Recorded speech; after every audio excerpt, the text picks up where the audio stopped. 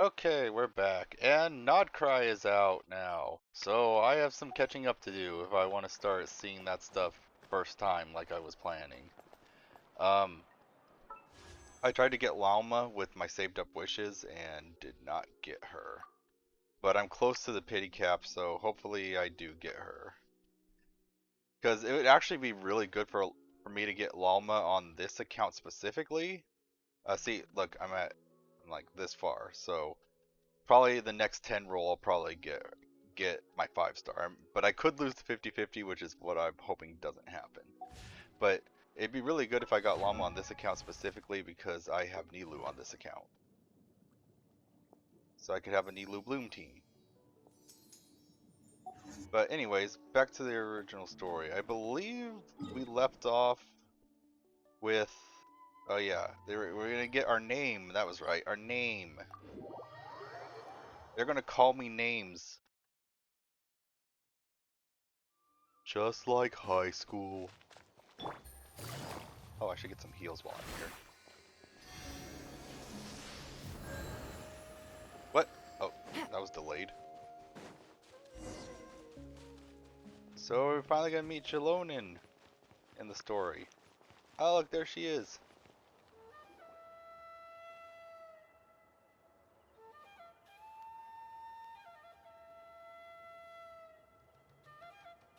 Shilonin, I brought the person who needs. He's super Oops! amazing, and I've already learned tons of stuff from him.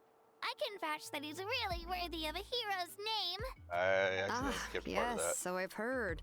So young, and yet you've already got quite the reputation. Oh wait, I forgot they added the ability.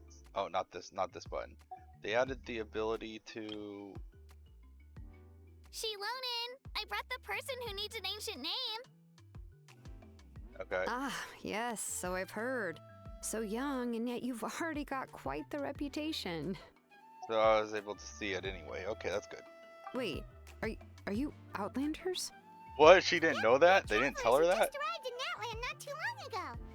No, I mean, I was aware that you're travelers. It's just no one told me that you're Outlanders. Ouch. Huh? You're saying the Pyro Archon didn't tell you? No, the only thing she said is that a new hero had pledged himself to the plan. But we'd need to forge an ancient name to ensure he'd be able to return safe and sound.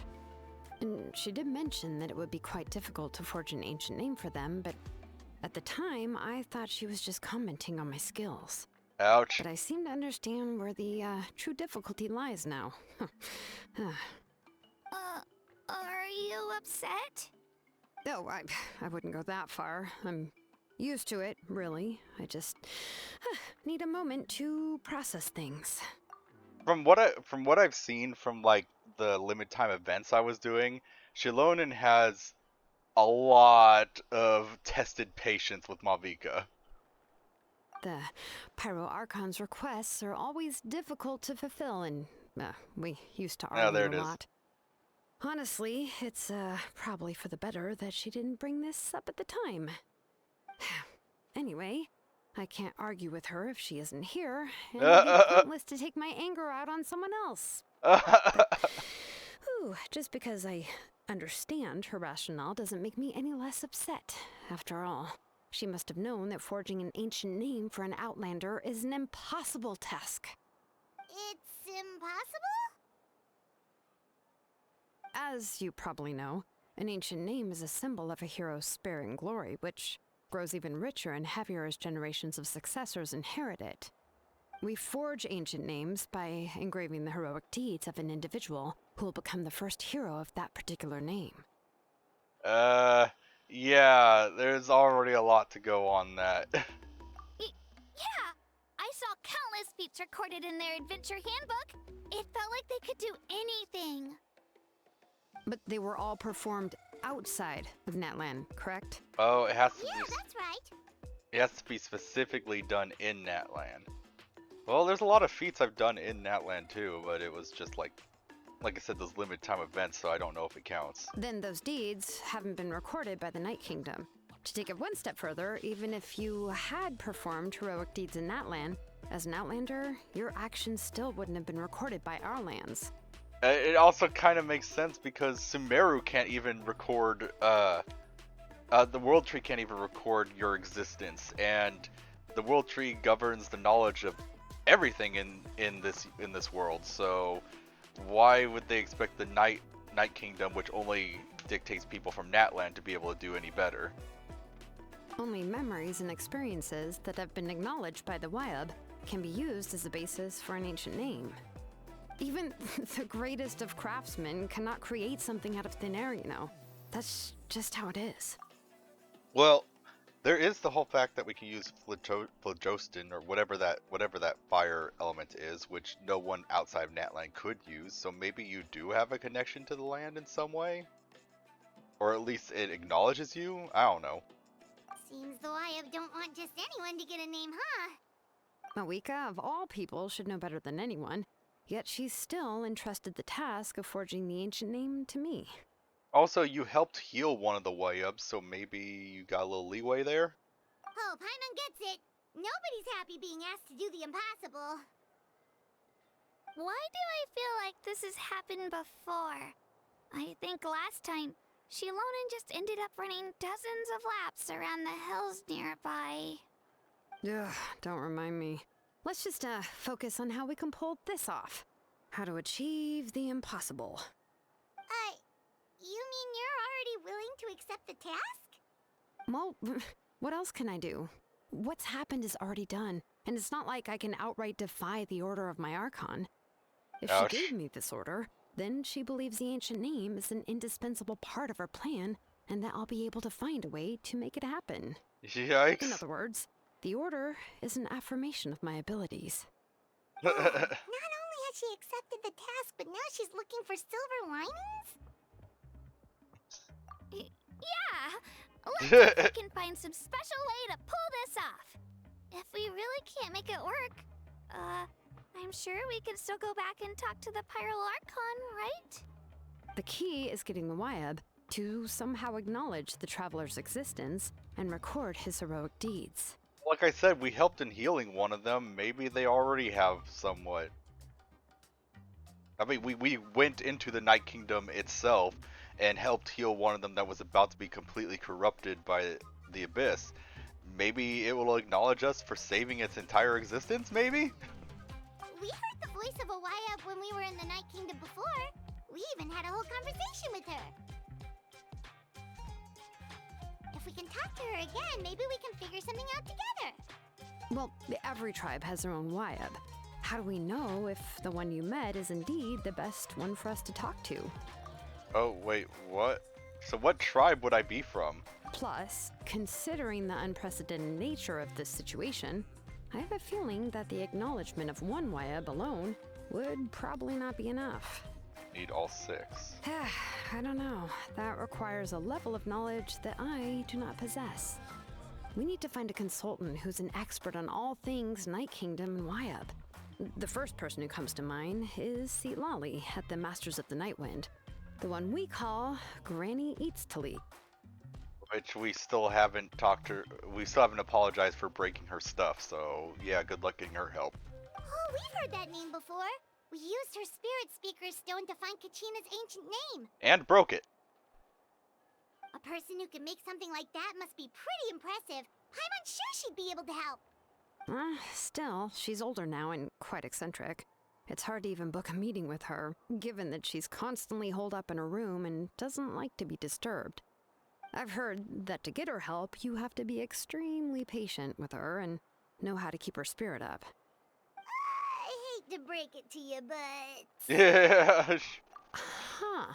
Why is that? I mean, didn't she already help you before? And you even managed to save Kachina. Yeah, at the cost of her Spirit Speaker Stone being split into 2. Ouch. Great going, Mawika. We're already off to a rocky start here. In that case, I guess your only option is to try to emphasize that this is an important order from the Pyral Archon. Hopefully, Lali would still want to show respect to the Archon. I'll also write you a letter on your behalf. If you can find someone to deliver it and mention some good things about you, then that should help too. Oh, let's ask Kanich to deliver the letter. He understands the whole situation and is already a familiar face to her. Paimon sure hopes a Hal won't interrupt when he's talking, though. Yeah. All right, Kanich is a seasoned negotiator. I trust that he'll know the best things to say. Great! Then I'll go contact him right now. Please just give me a moment to write the letter, and we can meet up near the Statue of the Seven later. I noticed that some characters. Good! We'll take a stroll in the meantime. I don't know if it's just my headphones, but it sounds like some characters have like a little crackle in their voices. I don't know if that's just default or maybe my headphones need to be like I need new headphones or something.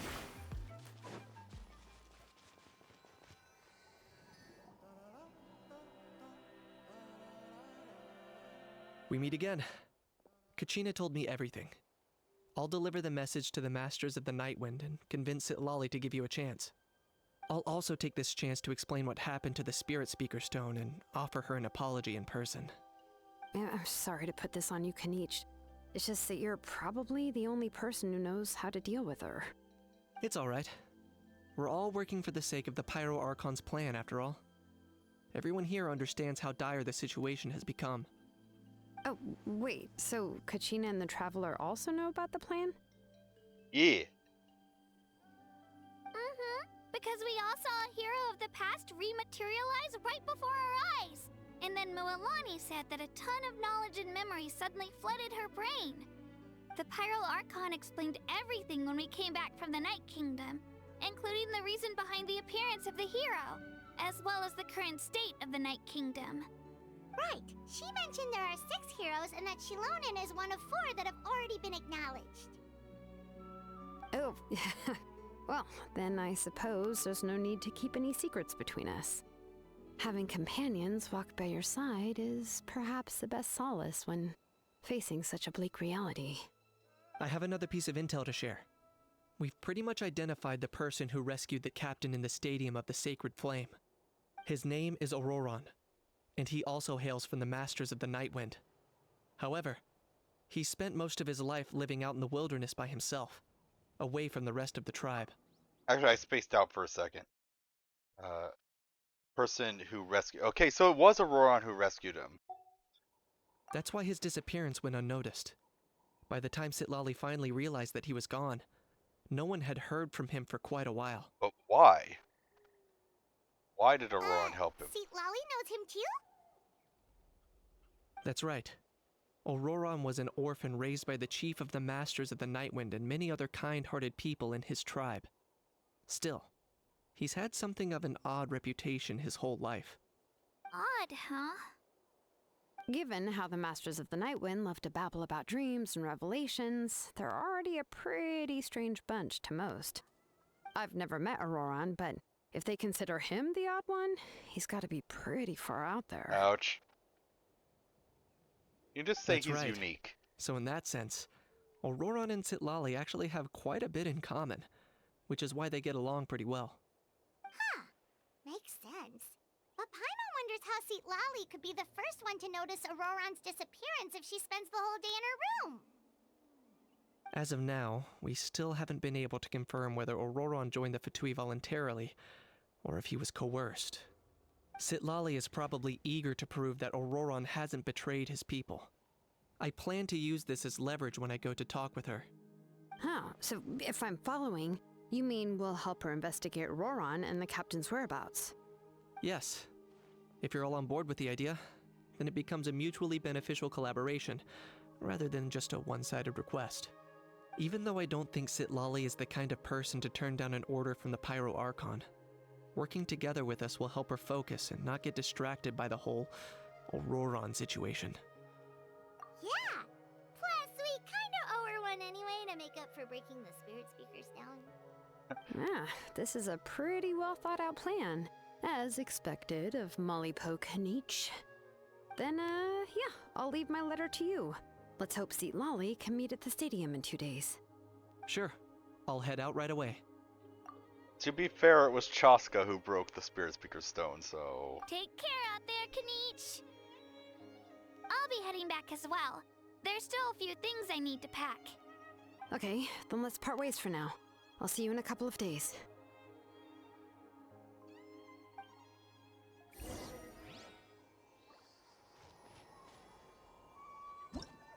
I like how they added this to where you can just like click on it and then it does the auto amount of time you need to wait.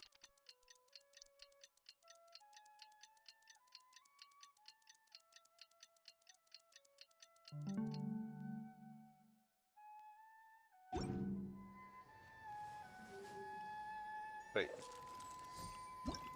Oh, what? Oh, that's interesting. So if it goes over the time, you have to click it twice. Okay. Because you can only it's go time up to meet up 2. with Shilonen. Let's ask her how things have been going.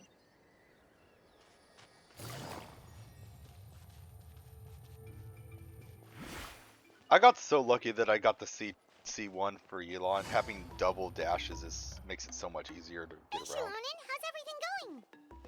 Oh, hi, Traveler and Paimon. I have bad news. Seat Lolly did not reply to our request. Although, I suppose I'm not too surprised. Huh? You mean she didn't even bother to give Kenichi a response? Guess she really does have quite the ego then. Yeah, well, she can be also quite eccentric, though she's one of the most gifted people around. Even the Masters of the Nightwind often struggle to work with her. My guess is that she probably has other reasons for not deigning us with a response. But let's go to the stadium and see if we can meet her there. If we do get a chance to talk to her in person, we can still try to work something out. That's true. Let's go!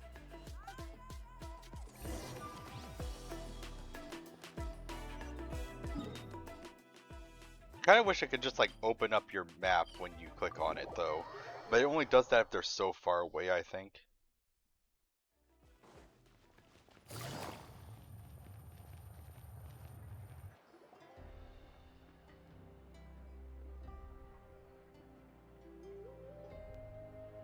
Paimon doesn't see anybody. Seems she's just not gonna show up, huh?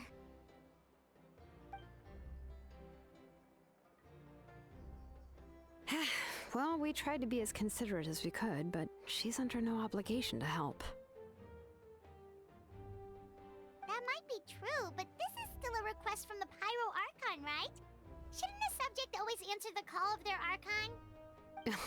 A subject? Well, if you ask me, I'd say we're all more like friends with the Archon. Yes, Mawika is our leader, but that doesn't mean there's any kind of tall barrier between us and her.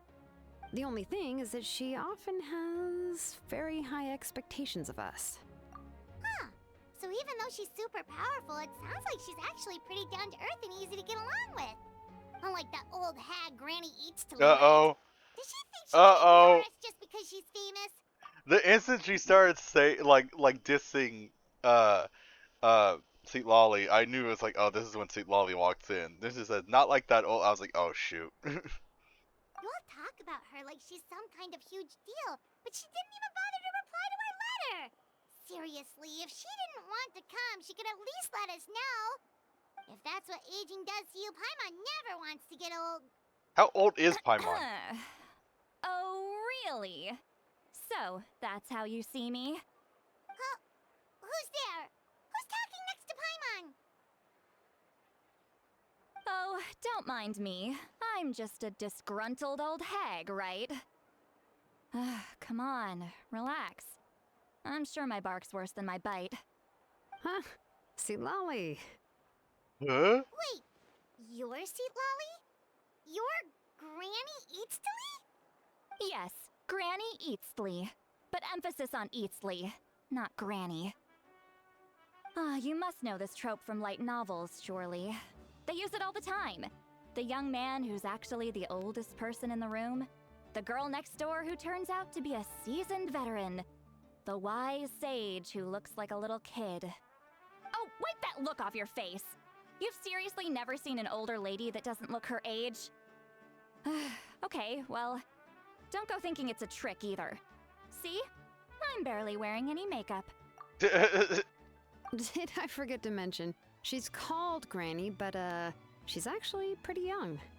Oh wait, really? I thought it was just that she was old, but she looked young. But she's actually saying she actually is young. It was an honest mistake. I guess we've just gotten used to it. I'm sorry. So, how old are you actually? What? How dare you? Don't you know it's rude to ask a lady her age?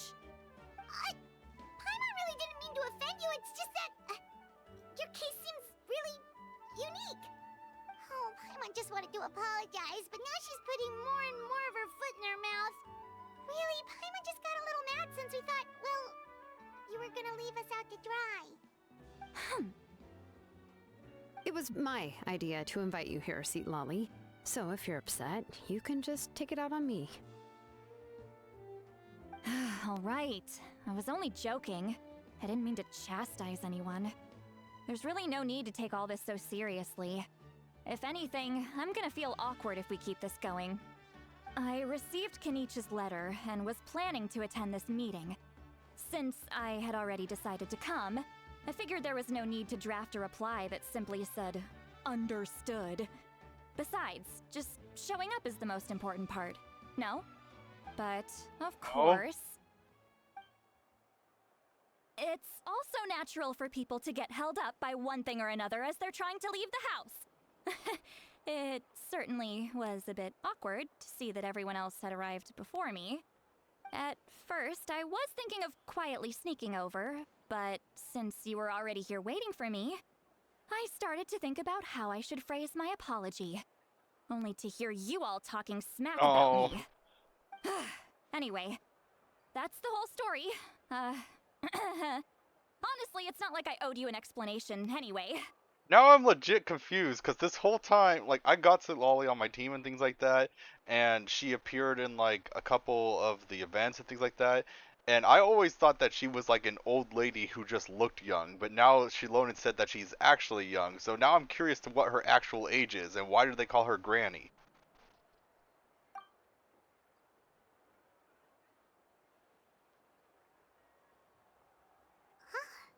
What's with that expression? Uh, Was she feeling embarrassed just now?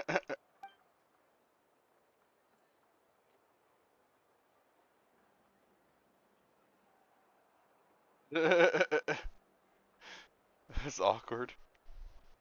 When the Masters of the Night Wind say they struggle dealing with her, I wonder if the feeling is mutual. She seems to be pretty awkward herself. Everything she does and says seems a little forced.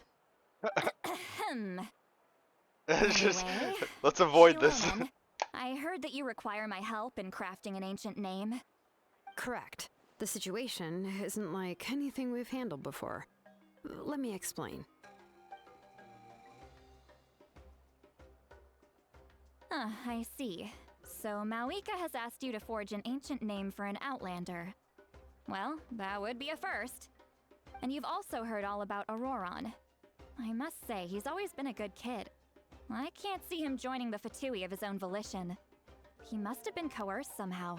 I mean, to be fair, from what I've seen of Auroran from, like, the events and things like that, he's kind of naive. It could have been voluntary, but he could have been tricked into it. Like, he's too trusting of people. Yeah, that's what we came here to ask you. We'll help bring Auroron back if you help us solve the problems of forging the ancient name. What do you think? I suppose I'll just call you Traveler for now. Traveler, come here. Let me take a good look at you.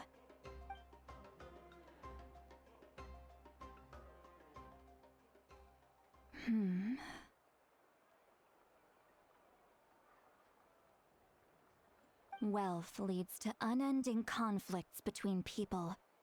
Yet you alone transcend the value of gold. Baleful thunder and wrathful waves bring terror to mortal hearts. Yet, again and again, you've braved them to find new worlds. O weary yet free soul, even the most verdant leaf in the forest will pray for your happiness and safe passage. Okay. Those are all the things that I could see in you. You've experienced far more than even most mortals could dream of. You possess the heart of a sincere hero, along with the conviction to lift a torch above your head and walk headlong into the night.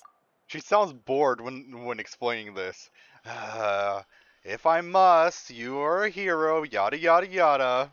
Huh? Don't move. There's something here. Huh? Paimon, is the traveler gonna be okay?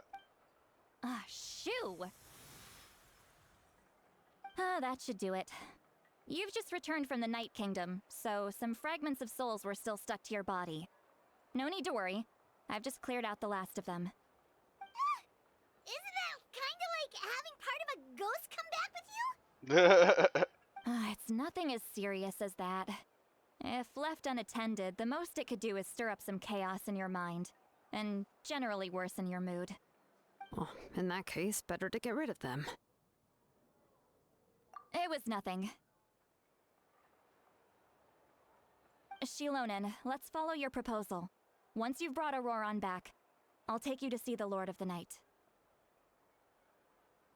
The Lord of the Night? But don't we need to talk to the Wyab of the tribes?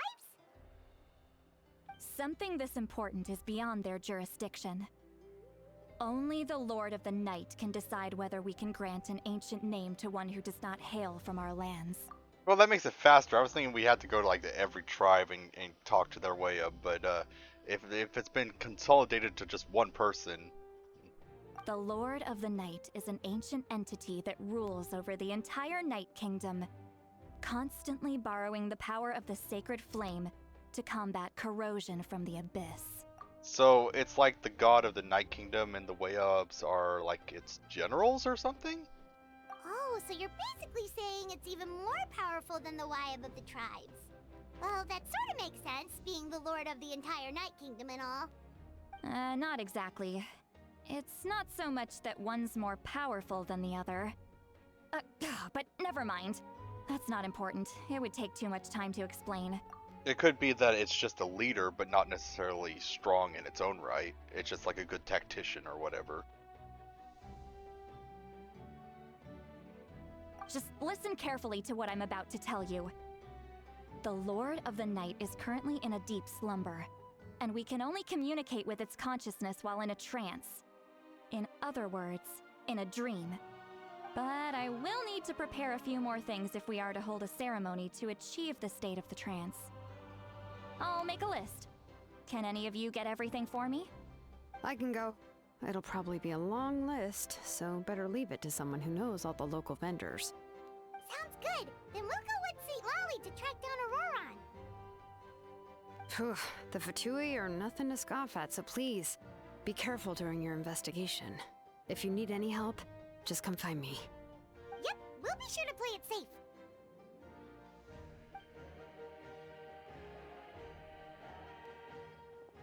All right, now it's time for us to catch that brat and bring him back. I'm sorry I made you wait earlier. It was actually because I decided to swing by Auroran's place to look for clues. He has always lived alone, and I found a broken jar in his house. There was also something off about his phlogiston aphids, which I assume is because their keeper has been gone for quite some time. And interestingly enough, I saw some slash marks in the house that did not match any of our local weapons. My guess is they were left by Snezhnayan arms. Oh, sounds like the Fatui broke into his house and took him hostage. But why would they kidnap a kid who just spends his days living in the country and raising aphids? He's only in his 20s. What would they want with him? That's not to say that I believe he's totally innocent, of course. Since he's the only one who was kidnapped out of everyone in Natlan, he must have done something to attract their attention. In any case, we'll get to the bottom of this once we manage to get him back here. I'm truly sorry to put you two through all this trouble with me. But please help me get him back. You can count on us! All right, then let's start by heading to where Auroran was seen last. I don't know if it's my audio drivers or my headphones, but it sounds to me like whenever like characters like Seat Lolly are talking, like there was a lot of like kinda, I want to say distortion with her S's. It's like very subtle, but if you're listening to once you've realized it's there, it's hard to ignore. It might, but you guys might not hear anything about that. It might just be my headphones or my audio drivers or whatever.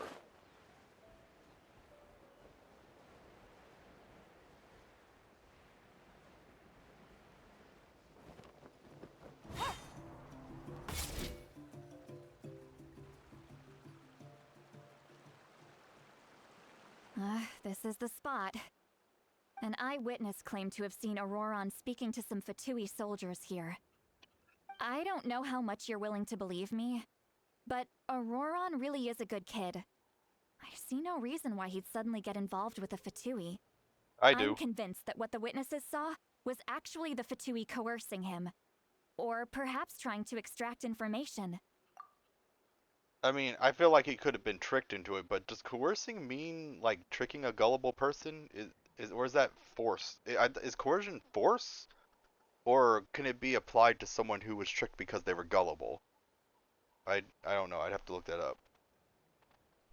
However, I doubt anyone would believe me, given there are no signs of a fight. Didn't Kanich say that she's a big name in Natlan?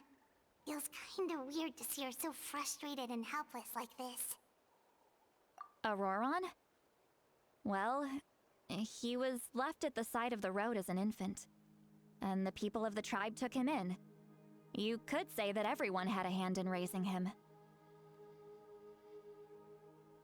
He learned a lot from us, and once he reached adulthood, he built himself a house out in the countryside.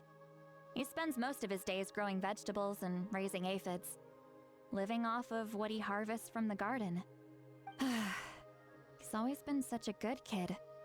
He would even get his friends to deliver whole bags of fresh produce to my place. Checks.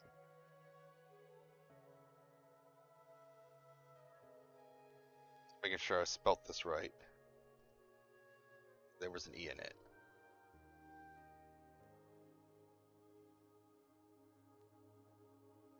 Okay, yeah, so I was right. Coercion, the act of forcing or intimidating someone to the act against their will through the use of threats, force, or pressure.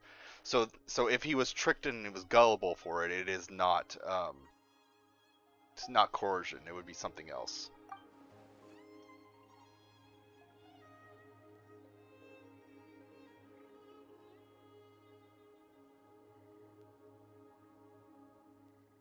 Oh well, let's keep looking. He can answer all of our questions once we find him. He's been raising phlogiston aphids for a long time, and since they What? were disturbed, they secreted a special type of phlogiston. We can use that substance to track his movements. Let's follow the phlogiston trail. Okay, so What trail? Paimon doesn't see anything. he's elemental Oh, sight. right. I forgot your eyes don't naturally perceive such things. Here, give me your hand. I mean, we have elemental sight. Can I track it through that?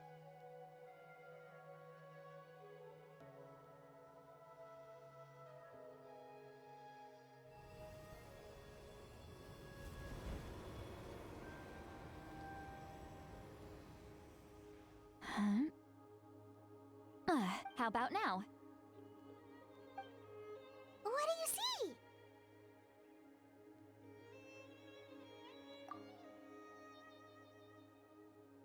Whoa, Paimon can see it now too! That's right. I used a spell to temporarily transfer a portion of my senses to you. For a short while, you'll be able to see the phlogiston too. Wow, you can even share your senses with us? First time Paimon's heard anything like that. It requires a very rare spell that most people aren't adept at. But don't worry, it's a cinch for me. Between the two of you, it seems the Traveler's senses are a bit stronger than Paimon's. Not surprising. When I held your hand just now, I could sense that you've got a great affinity for phlogiston. You're extraordinarily gifted. She just seems to have a great affinity for anything. Anyway, we'll need to use our vision now to track down Auroron. Good luck, you two. Over here, this way! See, Lolly might say a lot of deep and confusing stuff, but this spell of hers is really something. What was that? Oh, Paimon was just complimenting you. Really? Since it ended. Yep, see, if I had just walked in, it would have canceled the What chat. does she I would have mean missed by part of it. deep and confusing? As far as elderly shamans go, I'd say that I'm already pretty easy to talk to. Is there any other old hag who's as fluent in the language of the youth as me? Old hag? But is my way of speaking still not trendy enough? I've already tried my best to match their speech patterns. But given the looks on their faces just now, or perhaps I'm still not fashionable enough? That can't be, right? Ugh. Don't tell me they're still getting the impression that I'm super old-fashioned. What? Wait, what? Can she hear her thoughts? Oh no, don't tell me you're reading Z Lolly's mind. Was that Seat Lolly's voice?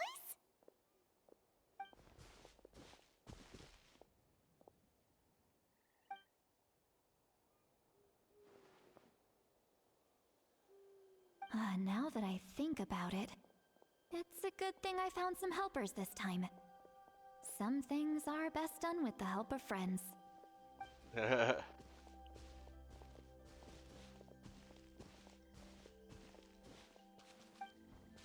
Wait, so she can't hear Oh? us? They appear to be feeling quite confident. Looks like our work will go smoothly. Well, then again, she's sharing her senses with you, not vice versa.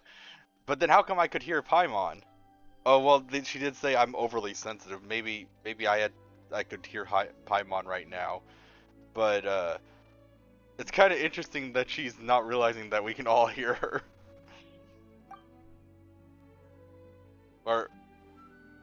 Or does she hear it? Or does she not hear it at all? Does she not realize that we could hear her?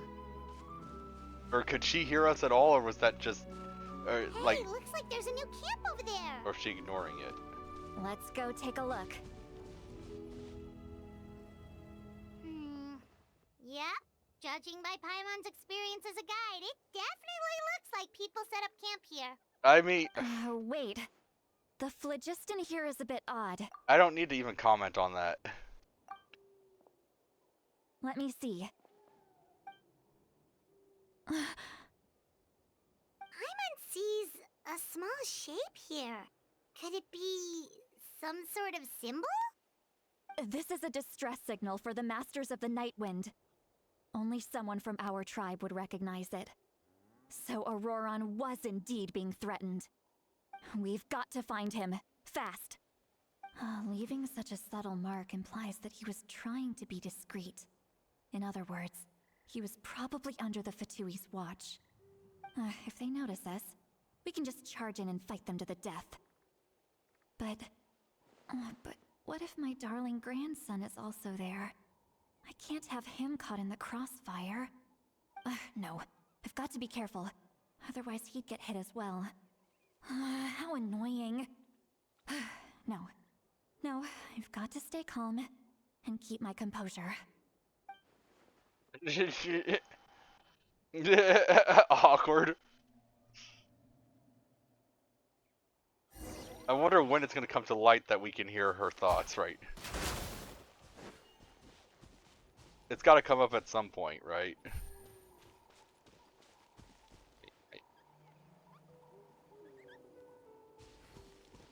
It's going the right way, or? Okay, it was kind of weird. Whatever.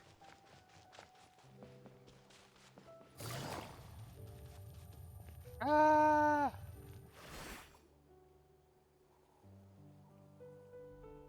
There are traces of people staying here too. Wait a second. The phlogiston around here is jumbled up. I can also smell a mix of elements in the air. Pyro, electro, and some other elements as well. Kanich told us that you were super amazing. No wonder you can sense so many more things than us. Humph! It's about time that little brat said something nice about me. that There are signs of a struggle here. that subtle thing where Paimon went from her face went from annoyed to happy after she said that. It was just I don't know if that was accidental or on purpose, but it was just kind of interesting. Judging from what's left on the scene, there must have been a fight. But after that, the factions seem to have gone their separate ways. Both the phlogiston and the elemental traces in the air support that.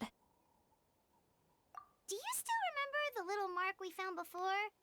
Paimon's thinking, what if Auroron wanted to leave another distress signal, but was caught by the Fatui?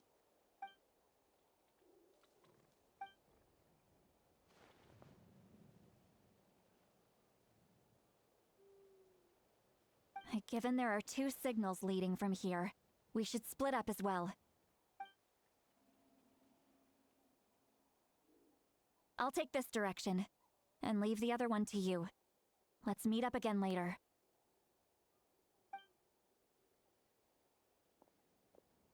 Auroron, what the heck were you doing? It's one thing to trouble me, but now I had to bring other people into this as well. You little brat. And off she goes! Traveler, did you hear all of that as well? Once Lolly left, that voice went away as well. Paimon even tried calling her name inside Paimon's head, but there was no response. Okay. So you were thinking the same thing! Paimon also thought that if we could hear what she was thinking, then she could probably also hear what we were thinking in our heads. That's what I was kind of thinking, but it didn't seem like that's why I wasn't sure if she was just ignoring it, like oblivious to it, like she was so caught up in her own thoughts that she wasn't realizing it, or just ignoring it, or she couldn't hear it at all. She did say that she was quite adept at this spell, and it doesn't sound like she's had any trouble with it in the past. Huh, maybe we're a special case and can hear her thoughts as a side effect. If you think about it, she's really got a lively inner world. It paints quite a different picture from Paimon's first impression of her.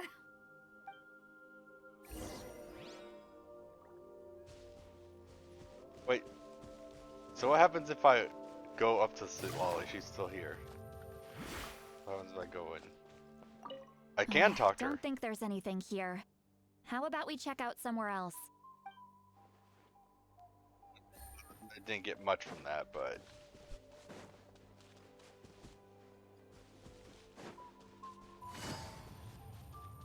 You know, when I'm doing these recordings, I kind of just want to go off and explore sometimes, do like the quests and all that, but you know, that would just make the video too long.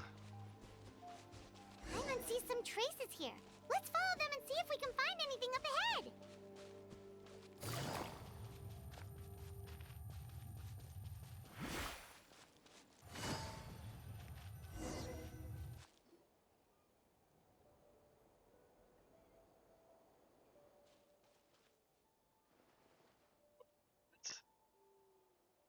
Did you find something?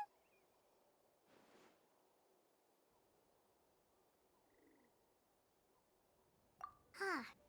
So we can't tell No, where it's still going, Auroron might see? have gone from here. That's weird. The phlogiston trail suddenly stops. We can't make anything of these footprints either. But he can't have just evaporated into thin air, right?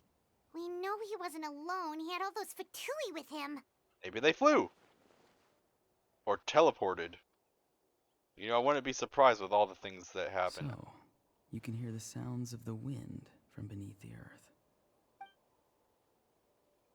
So, Roran's voice. Is there a tunnel? Oh, that wasn't creepy at all.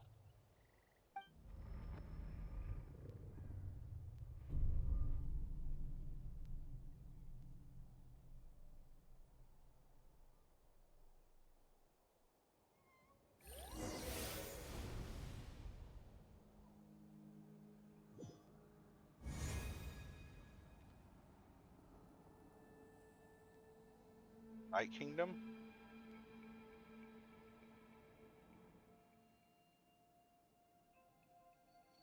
Is that the Night Lord or whatever it's called? I'm very sorry, but please do not move. I have no desire to hurt you. Well, yeah, you say as you put your hand around my I neck. apologize that our first meeting has to take place like this. It's just that you're much like one of those animals with ears that perk up as soon as it senses danger in their environment.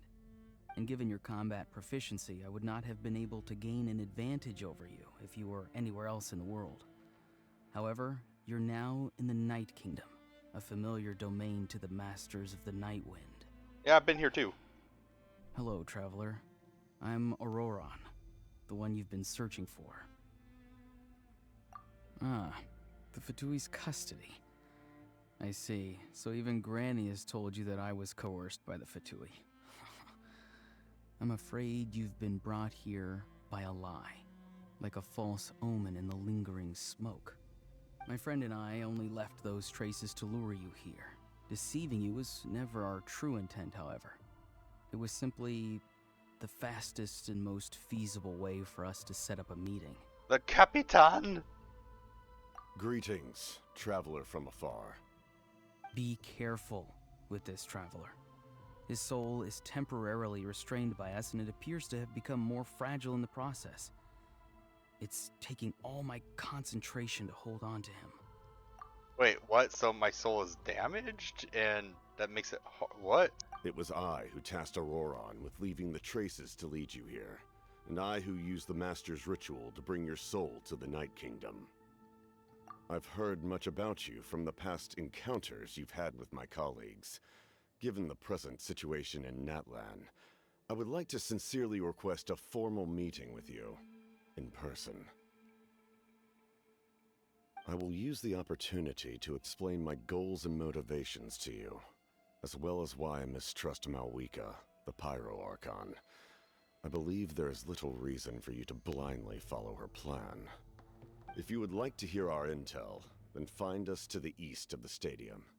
But remember, not a word of this to anyone. I would like to avoid any further conflict. His hairstyle reminds me of Nouvelette.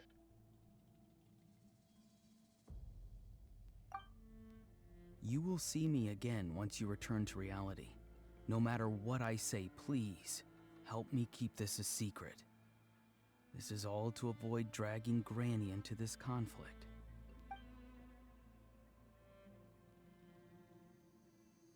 Yeah, I was pretty sure it wasn't coercion.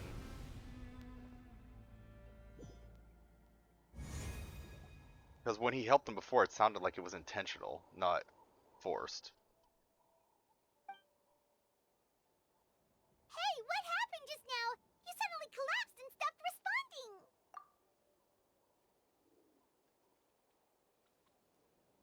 Hey, why are you sitting on the ground? Are you okay? See, Lolly!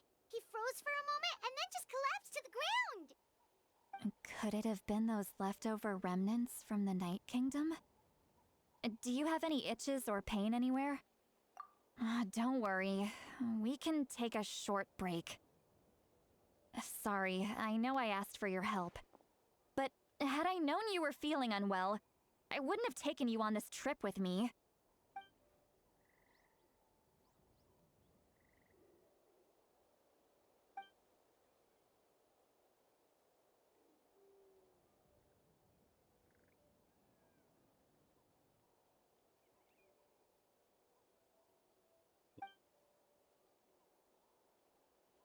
If you're feeling sick, you should just say so. See, Lolly should be able to, exorcise any ghosts or weird stuff that you picked up in the Night Kingdom. A seasoned traveler must know the importance of not pushing yourself beyond your limit. If you need anything from me, just say the word. In any case, let's take a bit more time to rest now.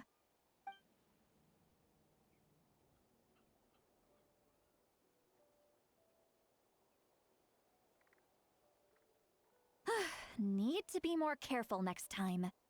Feeling better yet, Traveler? All right, let's get ready. I followed my phlogiston trail earlier to a stronghold guarded by soldiers. I have a feeling that Auroron is probably being held inside. Oh, so it's close by. Then let's head over right away. Well, I recruited you to be my helper, which means we're in this together. Like the wind and the clouds. We either move as one or not at all. But if you want to make it up to me, then just be sure to fight extra hard when the time comes. Well, I mean, technically the wind can still move even if there are no clouds in the sky, but I digress.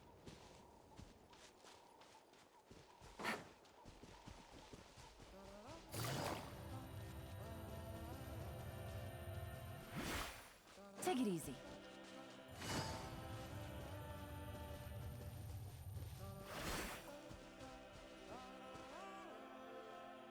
Look over there. Huh? Paimon thinks she sees someone in the middle of the camp. That's Auroron. So he really was taken by the Fatui.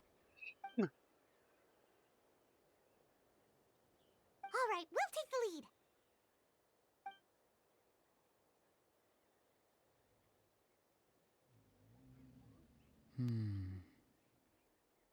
Hey, quit daydreaming. Don't you have work to do? I cannot see the sun. What?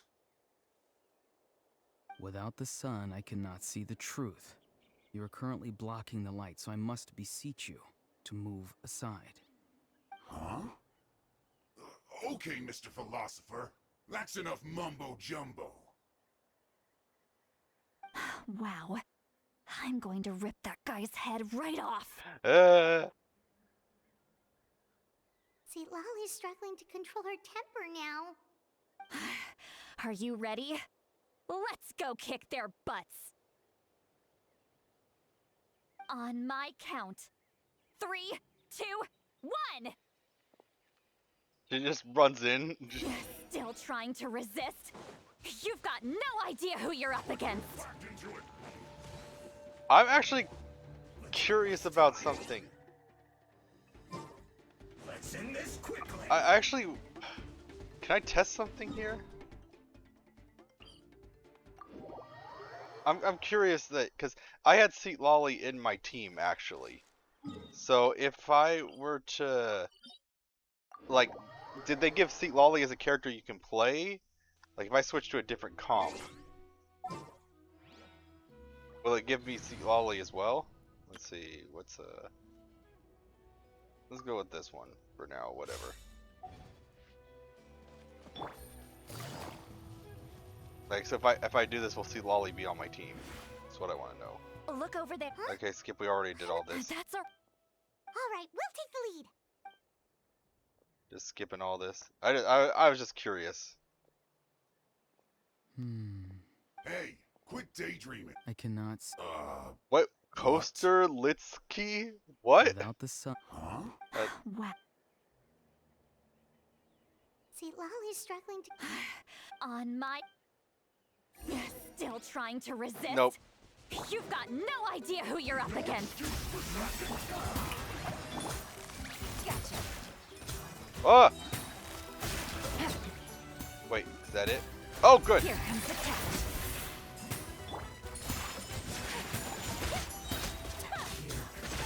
Kamisato wa Sometsu. Busted. The pinnacle of excellence. My apologies.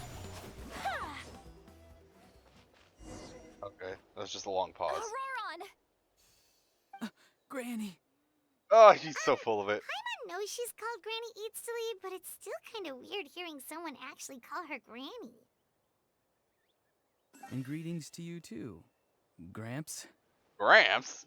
What did you just call him? Well, I mean, he is over 500 Gramps? years old, Is so... that not right? You're Granny's friend, are you not? You seem to be approximately the same age as her, so I figured you've got to be Gramps. Okay, there's a few issues here. One, approximately the same age. Well, he's around 500. Don't know any idea how old Itzley is, but Auroran looks older than both of them, honestly. How many times have I told you? It doesn't work like that. There are a lot of people who look about the same age as me. You can't go around calling everyone Gramps or Granny. Oh, wait. He's not a child, is he? Don't tell Paimon he's one of those people who look like an adult but are actually only 8 or 9 years old. Oh, your words have pierced my uh. heart like a thorn vine. Given how hard those thorns are to remove, I may just need to find a pair of tweezers. Why are you so upset? You can just say yes or no. Yeah, no one answers. Of course I'm not a child. It's just Granny always taught me to show gratitude where it's due. And since the Masters of the Night Wind raised me collectively, I basically see everyone above a certain age as an elder I should look up to.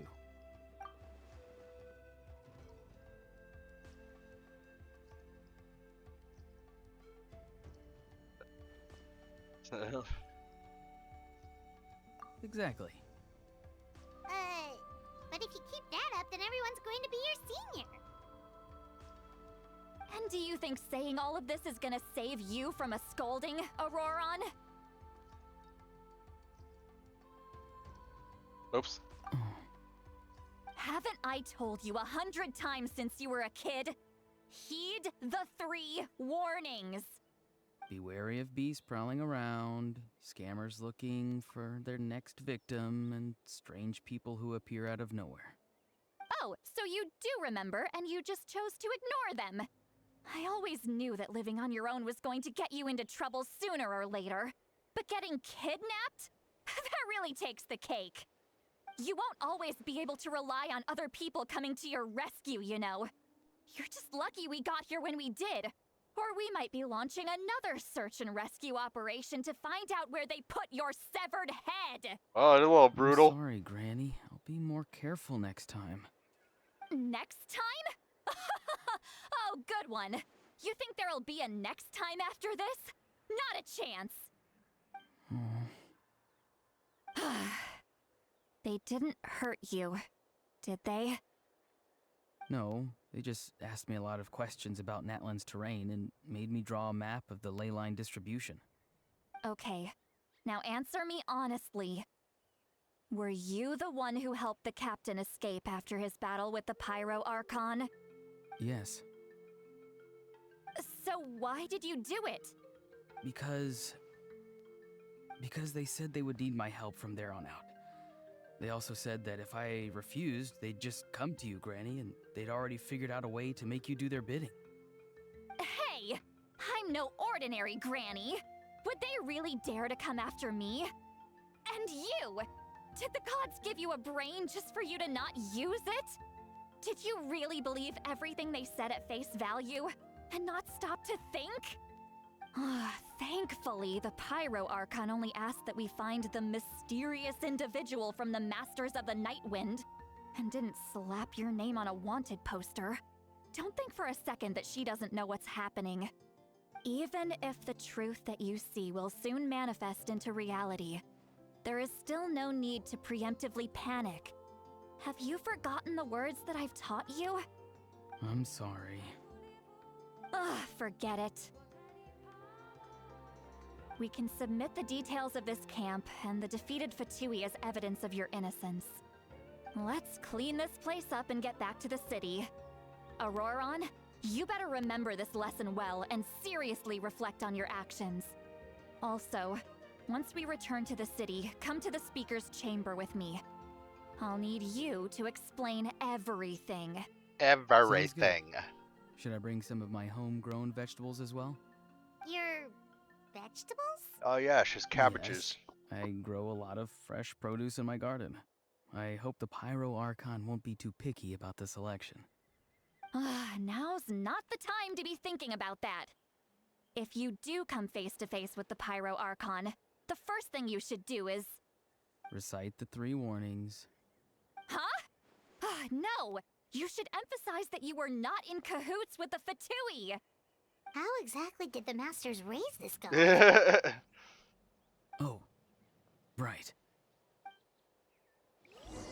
I mean, he seemed more put together and smart when he was in the Night Kingdom, but the way he's acting now and the way he's acted in the events seems more... Well, you saw how he was. I don't really know how to explain that. I don't know the right words. But he seemed more calm, collected, and put together and assured of himself when he confronted you in the Night Realm or wherever. the Night Kingdom, whatever it's called.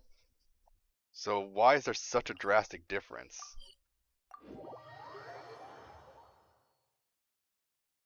I mean, I would think that maybe he was.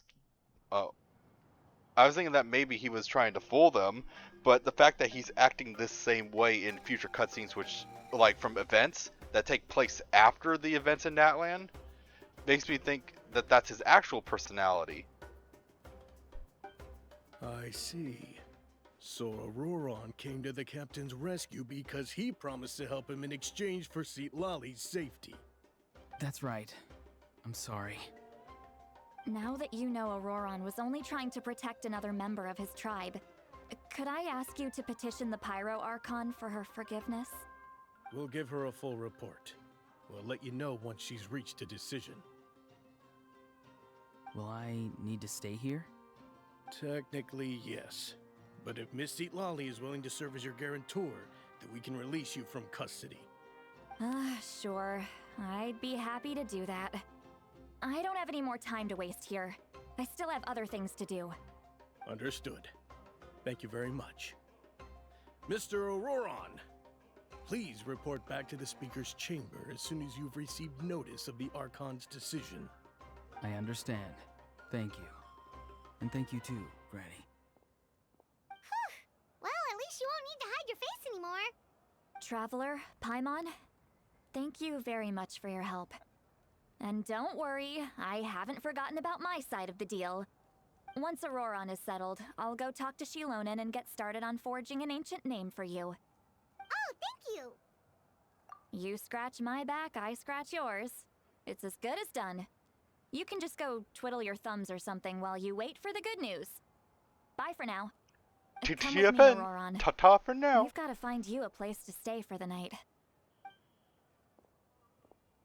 Goodbye, Gramps.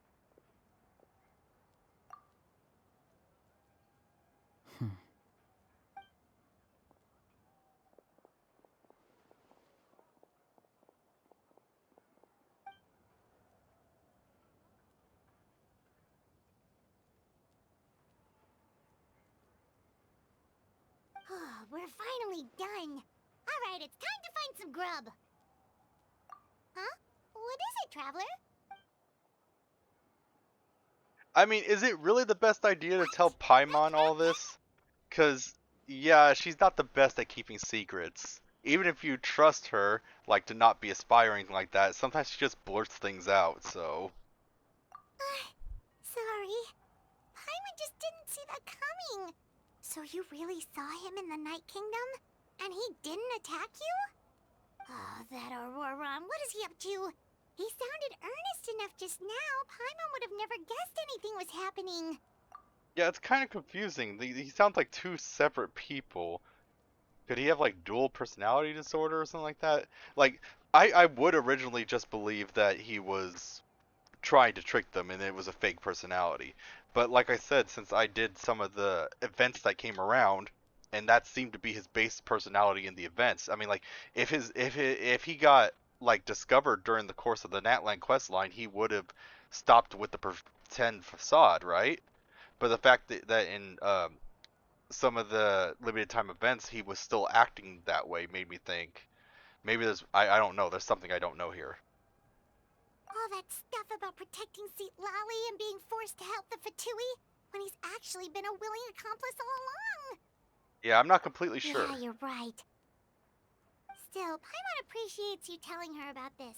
Paimon will support your choice no matter what, so if you want to go, we can go together. We still have another whole day before the meeting, so we'll just meet with them when the time comes. I think my thought process would be different if I didn't do those limited time events. It's a problem with when I wasn't able to record, I got so far behind, but I had to do limited time events because they had limited rewards that you could only get for a short time. I really like to do it like real time. That's why I'm planning to get through the Natlan questline as fast as I can and do what is available in Nodcry so that the limited time events make more sense from now on.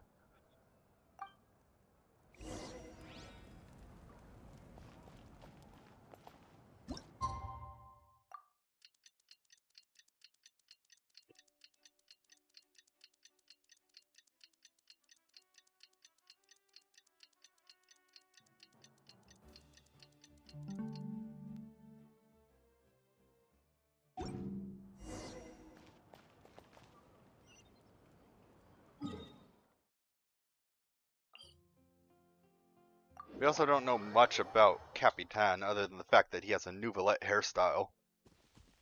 Is he like one of the dragon sovereigns like Nouvelette, or related to Nouvelette in some way? Because he's got the same build and same hairstyle, just a different hair color.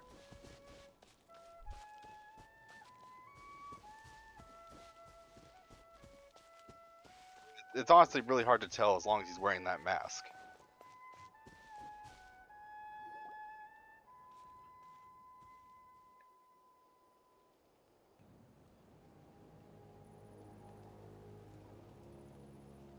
Weird. Paimon doesn't see anyone. Oh, please don't let this be a trap.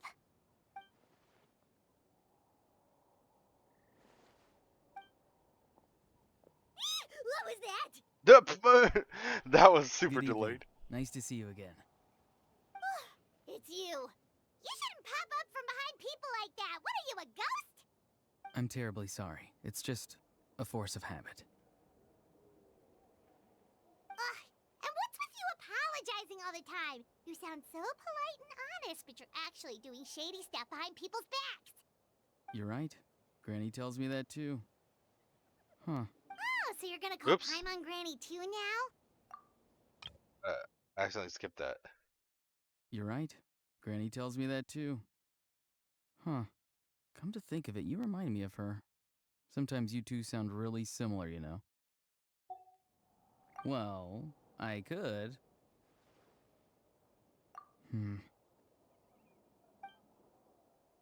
I didn't realize that Roran had an ear above his head. What is he supposed to be? It's all clear. Over to you. Excellent. The fact that you showed up proves that I was right about your character. Yet, there's been a lot of talk about you. Child told me that you're passionate about the unknown and willing to take risks. Rather than facing you as an enemy, I would much prefer to bring you to my side. If we allow the current state of things to continue, we will inevitably clash, and that's a scenario that I'd very much like to avoid. I've long heard of your exploits across the nations. Though you have crossed swords with my colleagues many times, I know that you are by no means an unreasonable person. And once you've learned the truth that the Pyro Archon Malwika would never willingly share with you, you may just find it in your heart to consider my proposal. Malwika! I assume you've already been informed of the Pyro Archon's plan. In order to defeat the Abyss and save Natlan, she still needs 2 more heroes to appear. Wait, how did you know that? Never mind. Guess that's not important now. I've long kept a close eye on her plan. To be frank, it's an exceedingly risky plan. Will the heroes really appear? And even if they come to her, will their power be enough to drive the Abyss back? If any part of the plan goes awry, all of Natlan, even all of Tevat, will pay for her mistakes. Now, you may have been led to believe that this is the only plan available to her. But what if I told you she's had another emergency plan all along, the details of which she has chosen to keep hidden from you? An emergency plan? Yes. A way to keep Natlan intact, even if her original plan fails. But given the painful cost of its execution, she has chosen to keep it as a mere backup plan. Whether this stems from hesitation, fear, or even naivete, I cannot say. But Natlan cannot afford to wait until she comes to her senses. So it sounds like that this backup plan is what the captain wants to do, and Malvika doesn't want to do it because the price is too high. And it seems like the captain thinks it's the better option with a higher chance to succeed, and he's willing to pay that price. That's just the vibe I'm getting. My fear is that given the enormity of the decision, she will be reluctant to confront the dire reality we face until it is too late. There will be no time left to execute the backup plan, and all of Natlan will be lost to the Abyss. We have to make the decision for her, here and now. Yeah, do you have any evidence for all this? Just telling us a bunch of scary stuff isn't enough, you know. Besides, wasn't it you who tried to seize the Gnosis for the Tsaritsa's plan?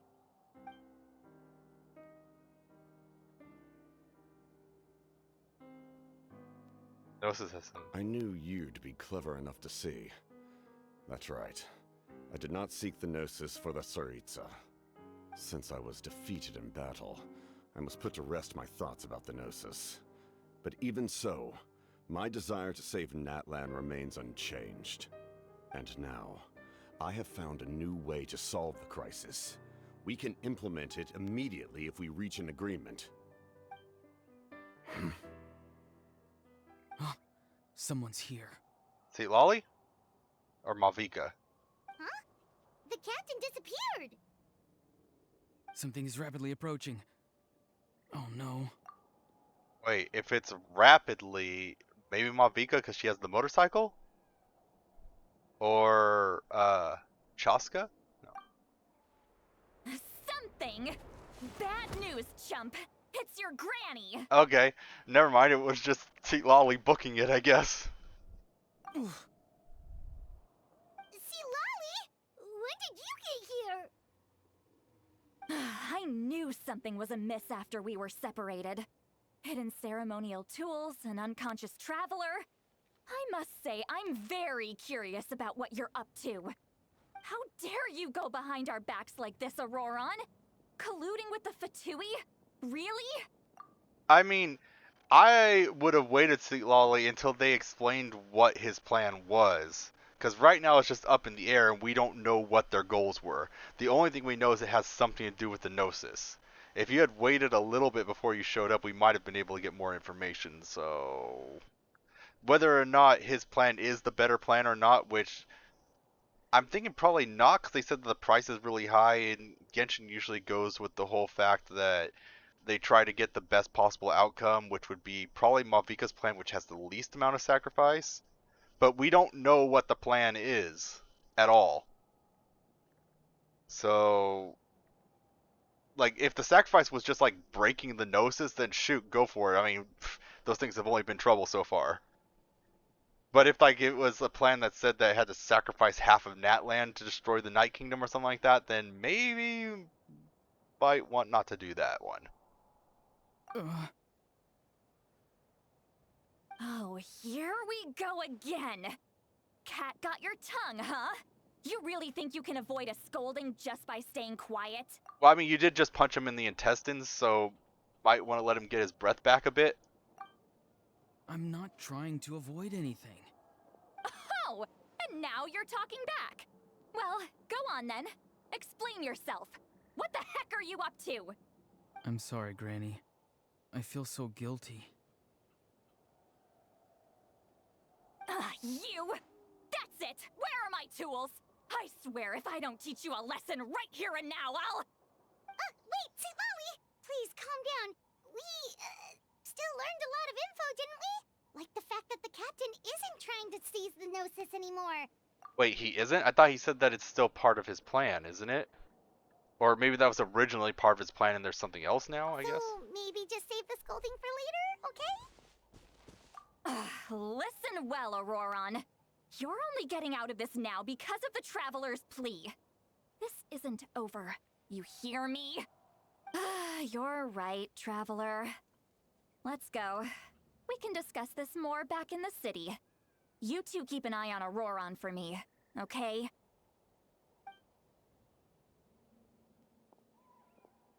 Captain was interrupted at the most crucial moment. See, if she had just waited...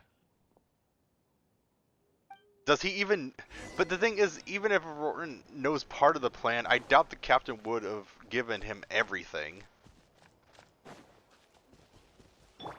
I mean, I just gotta say, see, Lolly jumped the gun on this one. We lost a lot of information, I think. But she seems to be pretty impulsive, though, so...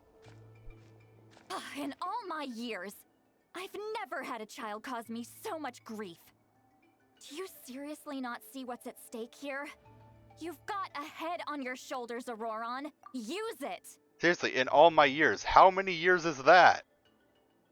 Why did you help the captain? And I want the truth this time. no answer? Think you're being smart? Then let me ask a different question. What does the captain want? What is his purpose in Natlan? Really? You're just going to stonewall me? Oh, they use Stonewall. That's interesting.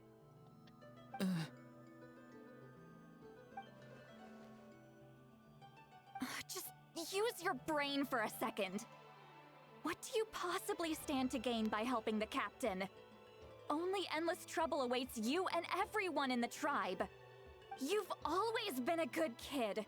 Why would you throw that all away now? If you're worried about something, just talk to me.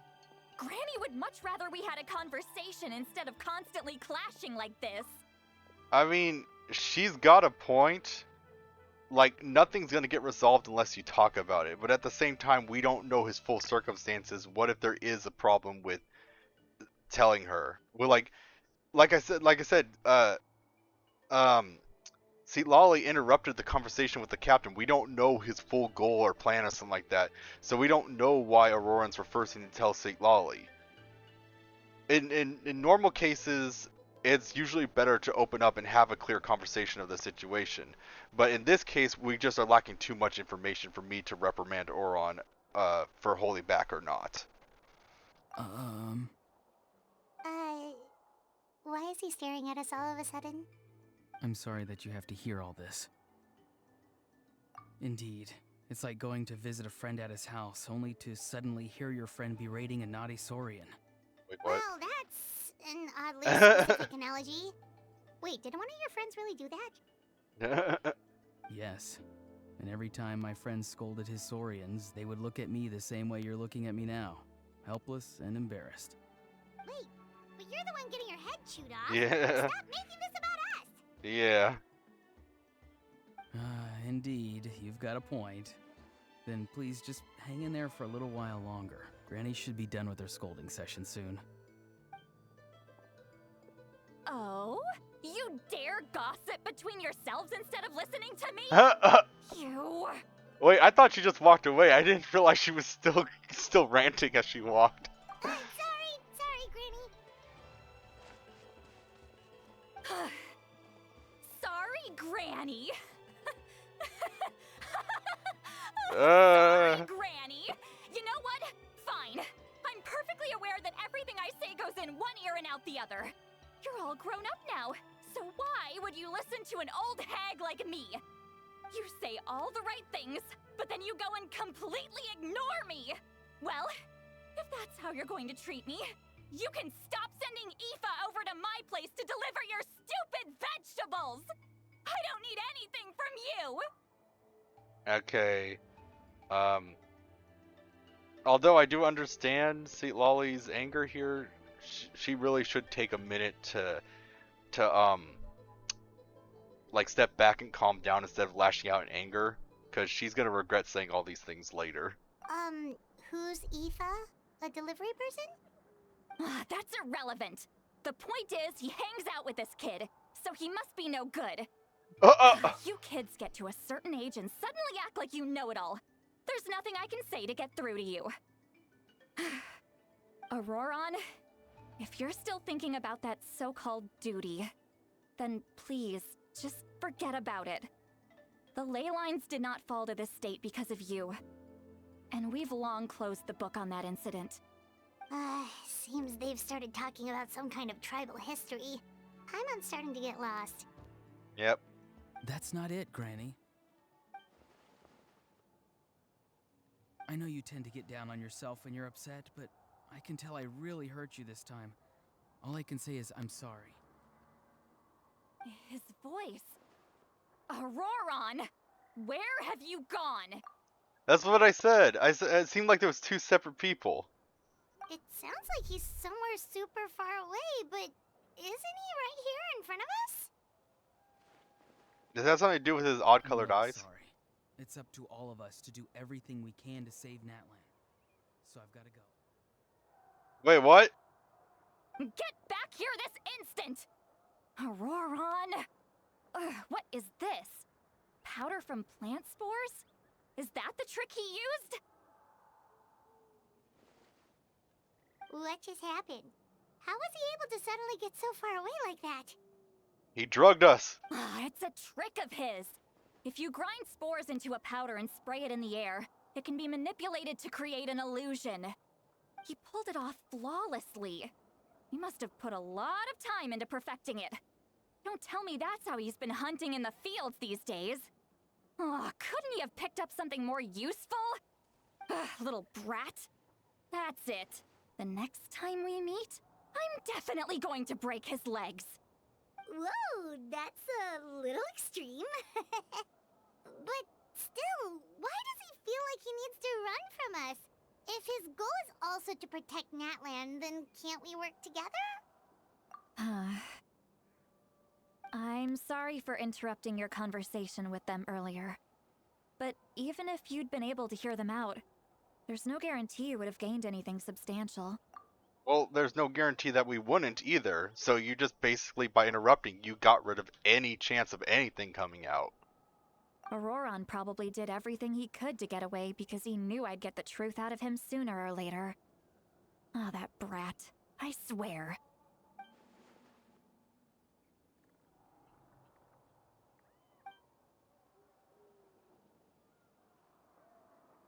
Yeah.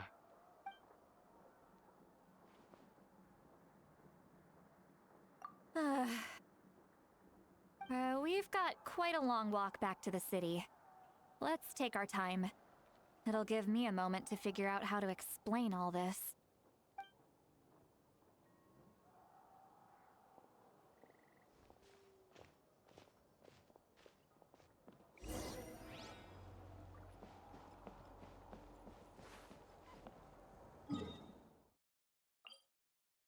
Oh, long walk back to the city? I don't think so. Teleportation!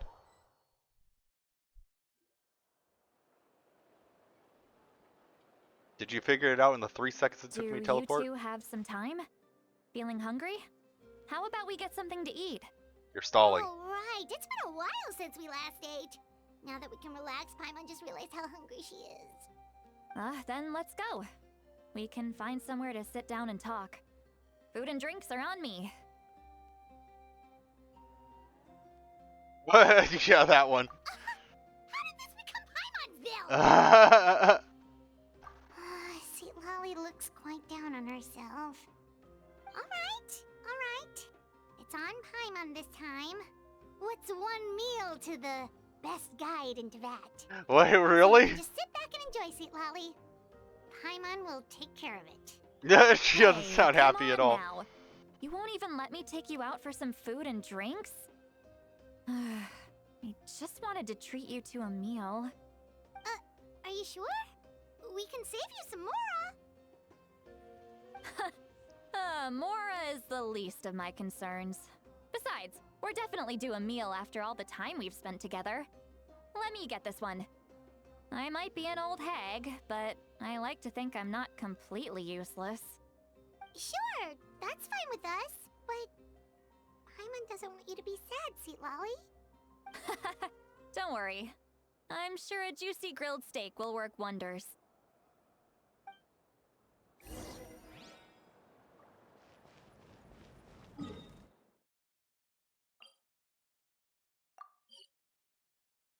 Wait, it seems outside. It's the closest one, I think.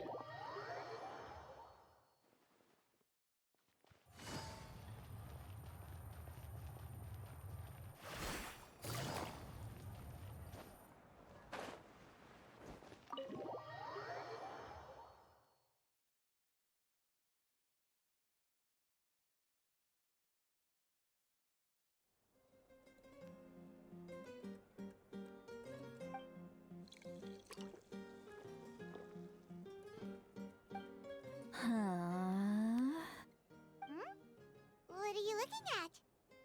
Do you see two people standing by the door? They look like spitting images of each other. Are they twins? Are you drunk? Yeah, she's drunk. But Paimon only sees one person there. Huh? How could that be? I guess my mind isn't as sharp as it used to be. Give me another bottle, boss. Do you think she's drunk? There you go, miss. Oh my, it's not every day you get to see Granny Itzley here with some friends. Not to mention ones who've made a huge name for themselves recently. Oh, so you've heard of us? Of course I have. Aren't you the ones who saved Kachina and brought her back? No wonder you hit it off with Granny Sitlali. She wouldn't spend time with just anybody, you know. I don't even remember the last time I saw her with a new friend. Wait, so you call her Granny too? Well, given our ages, it'd probably be more accurate for me to call her my great-great-granny. She's one of the most famous people at the Masters of the Nightwind. Most days, hardly anyone even dares talk to her. So here he's referring to her as great-great-great-granny, or whatever, great-great-granny. But Shilon had said that she was actually young, but now they're saying that this one's making it seem like she's old again. How old is she? Huh? Gossiping about me right in front of my face now, are you, Chonka? Oh, please, Granny, I wouldn't dare. I'm just beyond happy to see you bring over some new friends. After all, any friends of our regulars are sure to be great customers too. All right, that's enough. Go on now. I'm sure the other customers would like to talk to you as well. There's no need to keep staring at me. I promise I'll keep my alcohol down until I leave. You're already seeing double. Well then, you have my thanks. They're talking to her like she's a kid.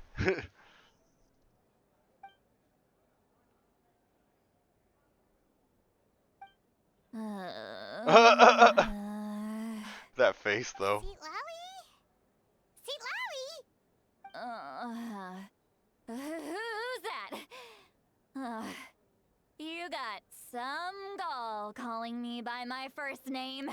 Let me guess. You want to test your skills against Granny Eatsley, don't ya? Are you still with us, Seat Lowie? You're kinda talking to no one. You chumps come around here, picking fights with me. You know what happens next. You lose, and then run off home to tell everyone about how I'm this big scary bully. It's always the same story. You start it, I finish it, and then I end up with the reputation of being some kind of terrible monster among the shamans. I mean, come on. Monster? Me? Oh no. What did I do to deserve that? Granny Seat Lowie, you're not a monster at all. Exactly. And while we're at it, What's her I'm not face? some lazy slacker either. Between meditation, advising the chief, and speaking with the Wyab, I actually have a pretty packed schedule, you know. Oh yeah. And I have to mentor all the new kids. Hey, new kid. Yeah, you. Don't play dumb. Didn't I teach you how to find phlogiston? You see? I know my stuff. I'm a good teacher. You tell them. That's more like it. Jesus. Dang time someone showed me a little respect. Yeah, Granny's a hard worker, all right. You can always rely on old Granny. I don't think we're getting any answers out of her.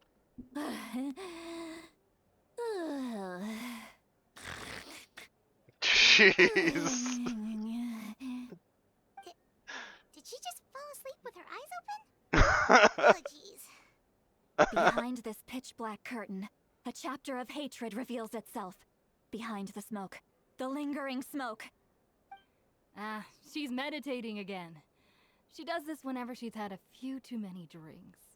Her mind's actually racing at this point. It's quite the opposite of sleep. Is this another specialty of the Masters of the Nightwind? No, I'd say it's an ability that's unique to Citlali herself.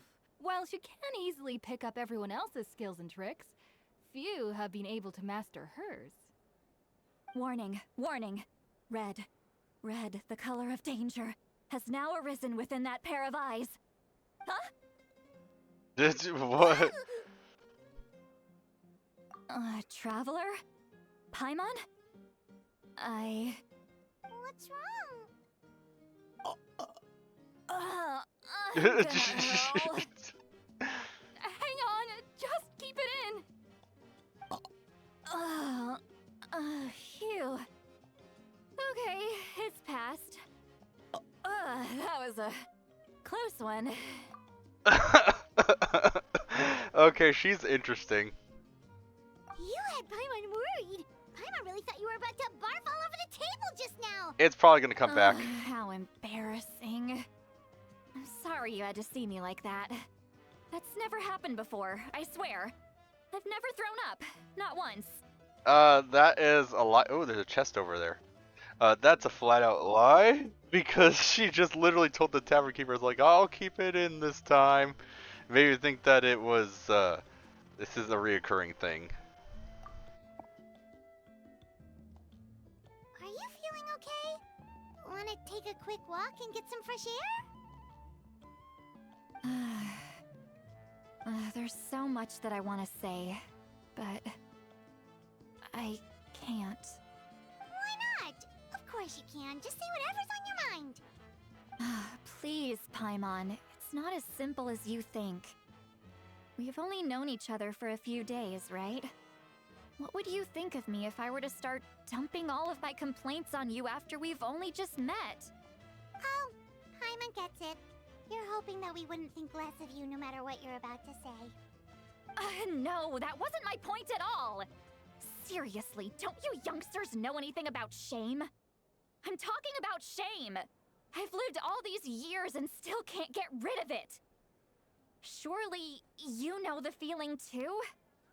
Question mark? Actually, about that. Huh? Tell me Oh what? no, they're gonna tell her that they could read her mind temporarily. Yeah, this is as good a time as any.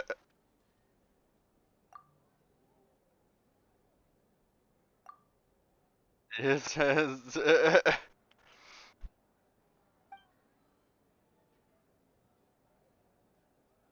Yeah. Uh-oh. So, you heard. Uh-oh. You heard my. Uh-oh. It's okay, Citlali. You had every right to complain about those things. I can't take it anymore! Why do these things happen to me? Hearing me mumble under my breath is one thing, but hearing what I mumble in my own head? That's too much! It's just like when you're rolling on the floor in your pajamas, but you forget to lock the door, and someone bursts in to deliver cabbages and sees the whole What thing! the frick? So that, happens to you a lot. It happens to people in general, okay? No, it doesn't. Doesn't matter if you're 200 years old or 1,000 years old. Everyone rolls around in their pajamas sometimes. I was just picking something generic. That sounds more specific than generic. Take a walk with me. I have things to share with you. Looks like she's completely given up. Like those criminals who just confess everything and accept their fate. Well, she's interesting. Now, where's that chest I saw? Ah.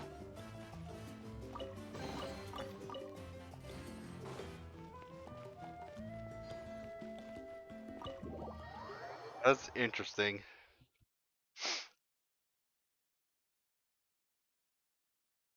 That was a pretty little funny thing.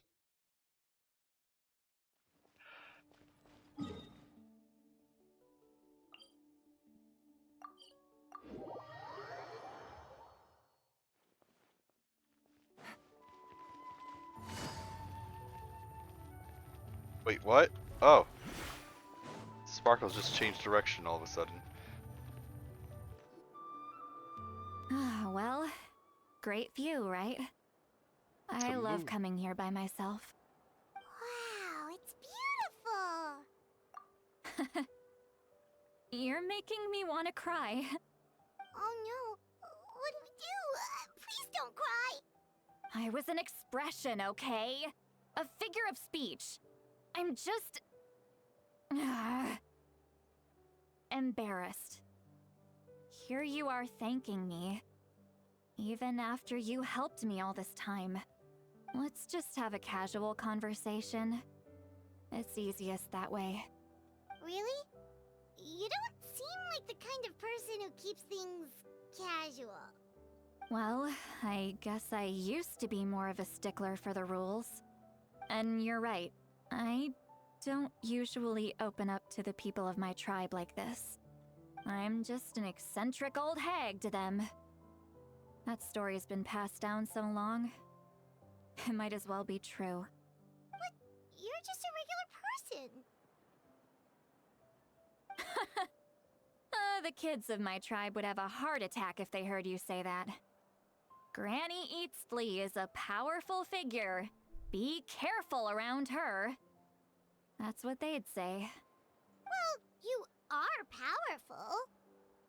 Are they afraid of you? Some are. Others are mad I always come out on top. A few decades like that, and people stop knowing how to deal with you. What Few about decades. you? How old is she? Are you scared of me? We don't find you scary at all. Huh. That's because you're not from my tribe. You don't know how many delusions of grandeur I've destroyed just by existing. I make people realize that no matter how hard they work, they'll never become a living legend like me. Oh, not to brag or anything. Maybe it's hard to believe. Just pretend I never said anything. We believe you. Shilonen has full faith in your abilities, and Auroran didn't seem scared of you. He thinks of you as his granny, right? Yes, but Auroran's a special case.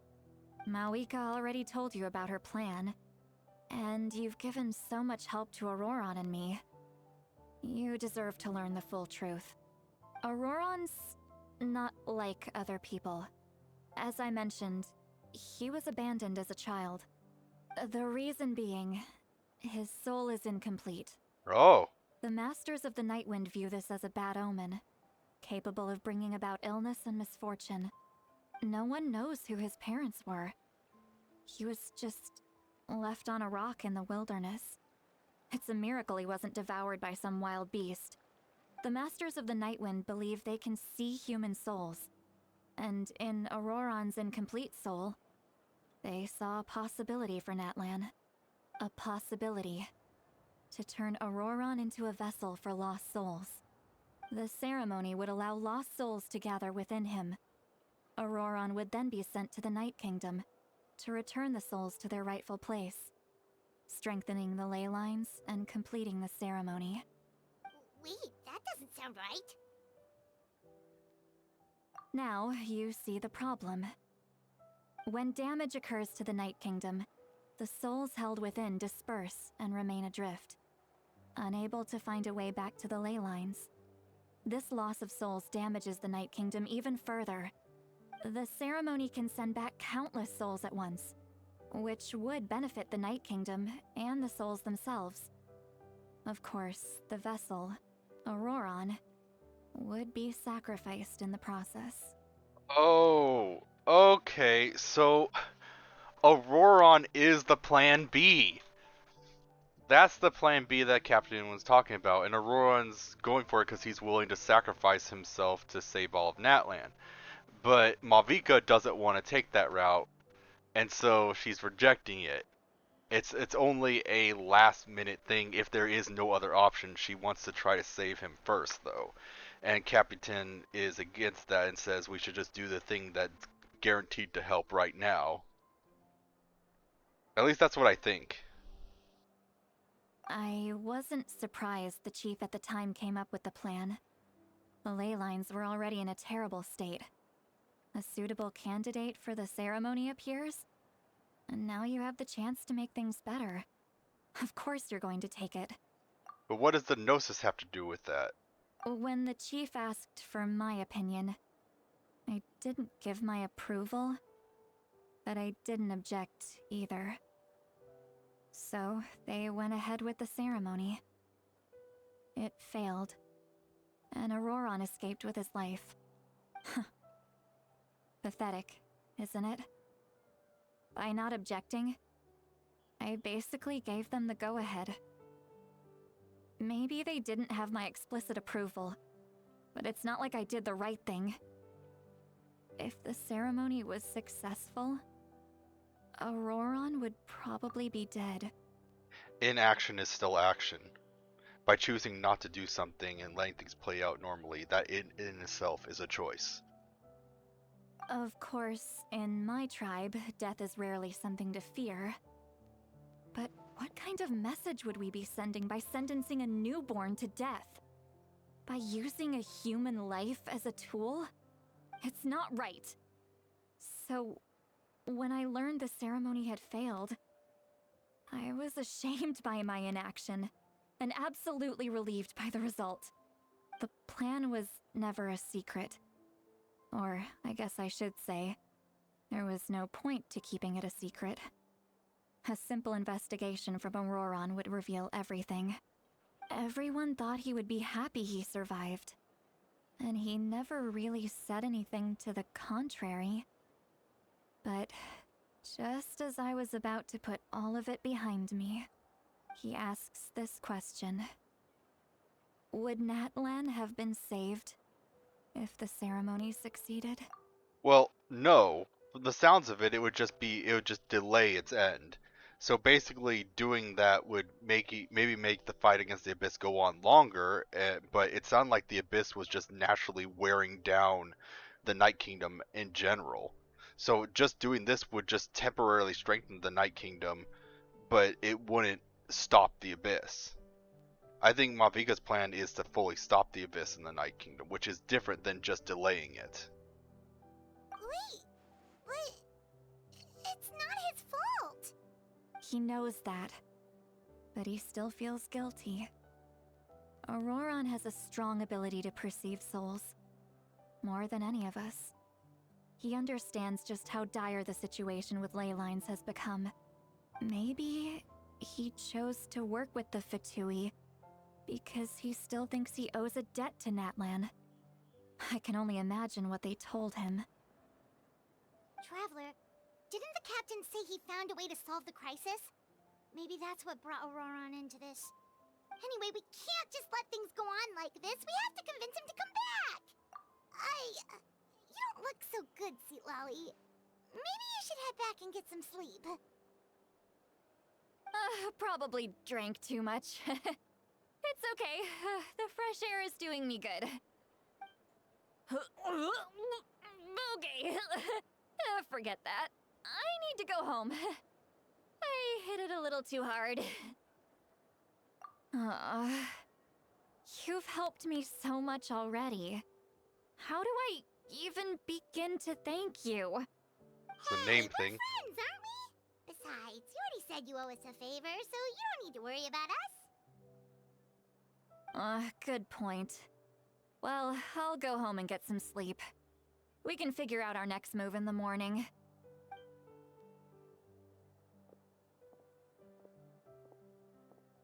Friends.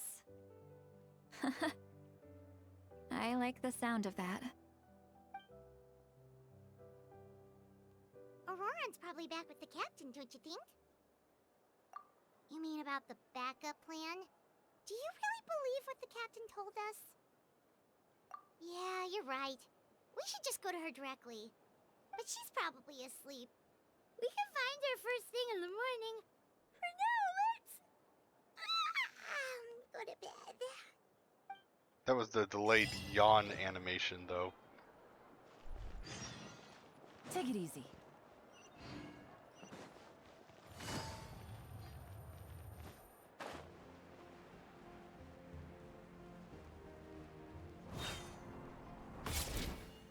Ah, there's water there.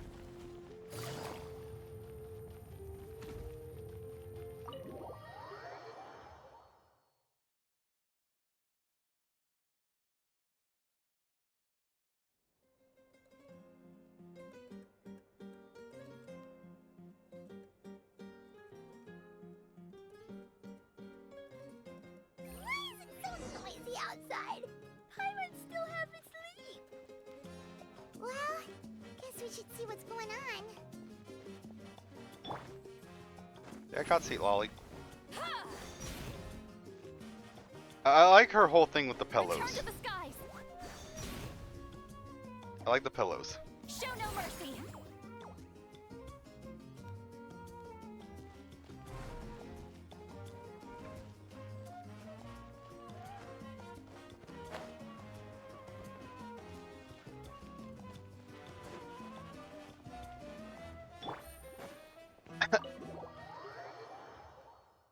El Capitano.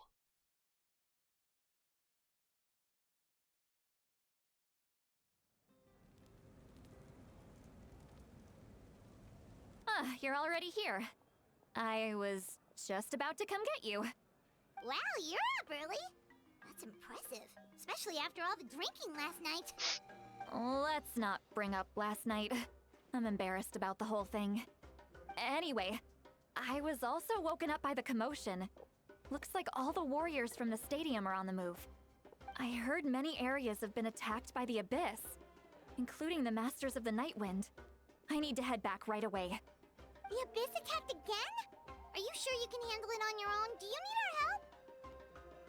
I'll be fine. We also have the support of the warriors stationed at the various outposts. Given the quick response, things shouldn't get too serious. The stadium could always use more manpower, so you should join the forces here. I'm done making excuses for him. He's not a child anymore. He needs to take responsibility for his actions. I was the one who vouched for him, so I need to report back to the Speaker's chamber. I'll accept however they choose to handle the situation. But I should be able to convince them to let me go back to my tribe first to deal with the attack. As for the ancient name, once we handle this crisis, I'll talk to Shilonen right away. Don't worry, I never forget a promise to a friend. Thank you. Alright, I need to start heading back. She left in a hurry. The situation must be really serious. Looks like a lot of people are heading to the stadium. Let's see what's going on.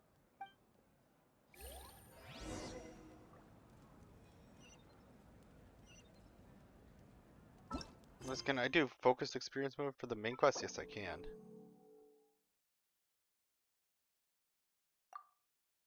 I want to do focused experience mode. That way I don't get pulled up into any other quests as I walk by, I think. So, yeah, the Masters of the Nightwind quest that was here disappeared. Okay, because focused experience mode keeps... Okay. That's interesting. Ah!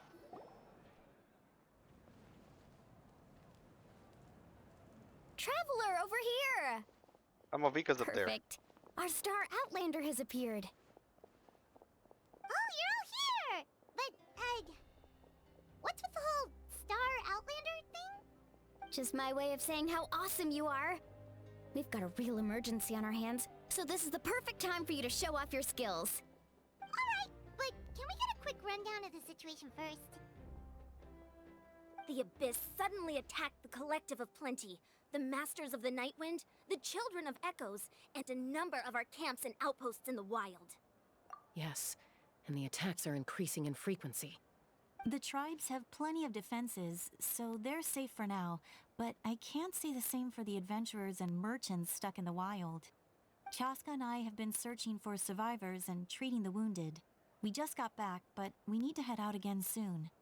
I plan on heading back to the Collective of Plenty, just in case my tribe needs me. What about you, Mualani? Where are you gonna go? I'll go help the Children of Echoes. They're the closest, so I can start fighting right away. What about you guys? We could go together. Yeah, that does sound important. No worries. Just leave the Children of Echoes to us. Who I'm knows? hearing like Maybe distortion yours on truly S's. will have the Abyss on the run by the time you're finished. That would be pretty great, actually. I hope my tribe gets through okay. It'll be fine. Your tribe doesn't do all that bodybuilding for nothing. Let's part ways here for now. And most importantly, be careful, everyone. Oh, and some of us need to avoid getting contaminated by dangerous-looking substances. That will make my job a lot easier. Koichi, do we really have to do this now? It's alright. She's just looking out for everyone. Alright, let's hurry up and talk to the Pyro Archon so we can help the others.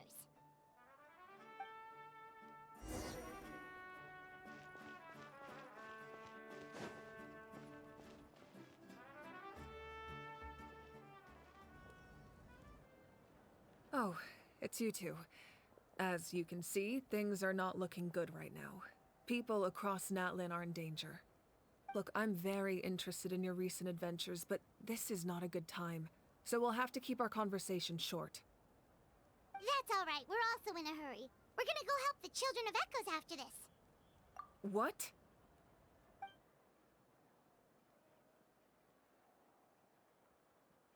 Gasp. So he thinks my plan is too risky.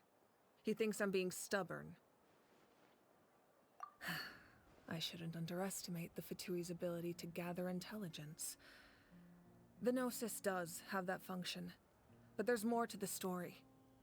It's interesting, when Mavica ends with an S, it doesn't have the distortion, but some of the other characters do. I will answer you honestly, but you must help me keep this a secret. I can use the power of the Gnosis to save Natlan, but it comes at a heavy price. The Gnosis would drain all the souls and memories from the Night Kingdom and weave them into a giant net, which would surround the ley lines and protect them against abyssal corrosion. Wait, you can use souls to weave a net? But does that mean... Yes. It means sacrificing those souls in the process. Souls are just another form of life. The cruelty of this method is self-evident. The Night Kingdom not only houses the souls of the dead, but also our memories and legends. Using the Gnosis means converting all three into material for the net, erasing our history and culture. Even then, the net can still become corroded. If we cannot find a way to repair the damaged ley lines before that happens, then all those sacrifices are for nothing. Given the enormity of the price, it's a solution I refuse to consider right now. I want us to win, but I also care about how we win, and what that means for us in the end. So basically, it's a solution with a really heavy cost, but it's not even a permanent solution. It could easily be broken anyway. So she's saying we would sacrifice all those people's souls to put a defense that might not last that long at all. While her solution has a higher chance of failing, but it's a more permanent solution if it does work and it doesn't require as many sacrifices. So if her plan works, then the Abyss will be gone forever, and it doesn't have to sacrifice all those souls. If the captain uses his plan, then it will sacrifice all the souls of the Night Kingdom, and there's no guarantee that it'll even last. Now it's true, both plans come at a risk, but after weighing our options, this is our best bet. Natlan is unique among the nations of Teyvat. Given the ever-looming threat of the Abyss, the Pyro Archons had to account for the worst-case scenario. Having a contingency plan is our duty, not just to the people of Natlan, but to all who live on this continent. Still, this has always been a well-kept secret. I'm very curious how the captain learned this information. Oh, one more thing? The captain said he found another way to solve the problem.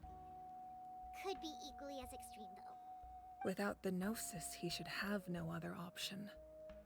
But I see no reason for him to lie. Seems like our only path forward is to track him down, so he can answer that question for us.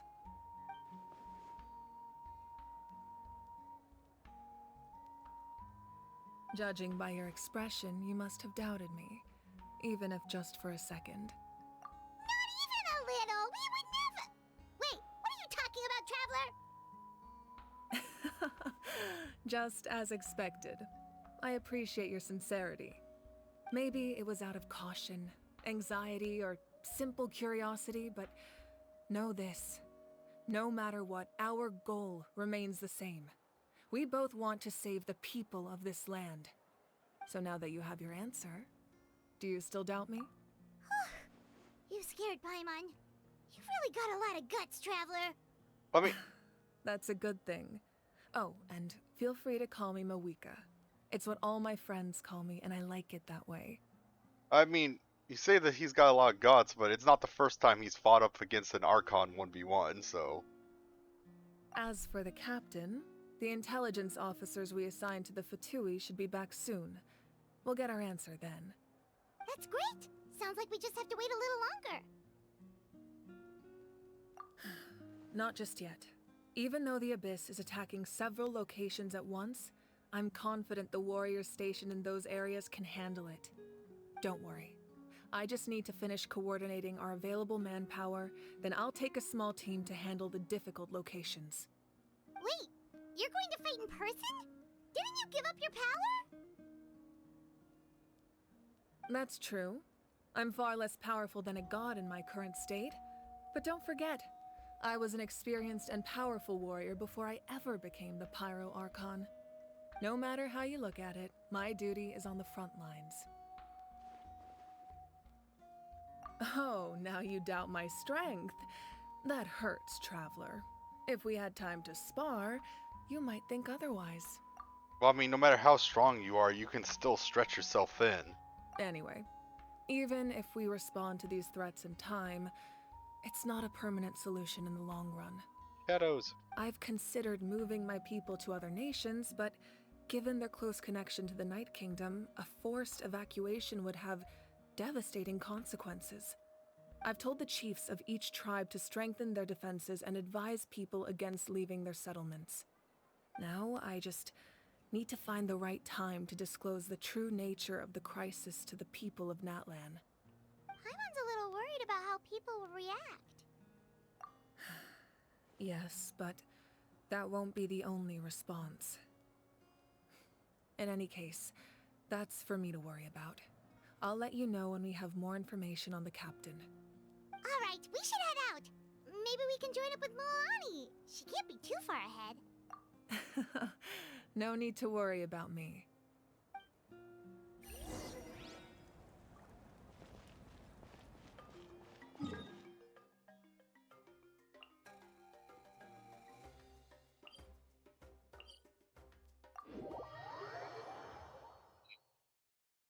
Mulani's the children of the Echoes, right? I mean, no, she's the spring, not the children of the Echoes. Wait, where was I in this? What was my pity at?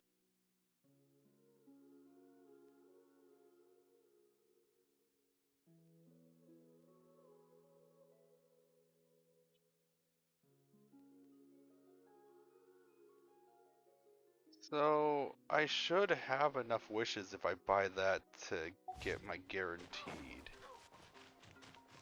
I'm worried about losing the 50-50. I really want a Nefo on this because I have Nilu, Quick, over here, so it'd be really strong. Kachina, how many people do you have left? They've all made it out. It's the Traveler and Paimon! They're here! What's the situation? There's a trapped caravan that needs our help. We need to rescue them as soon as possible. We'll go together. I'm coming too.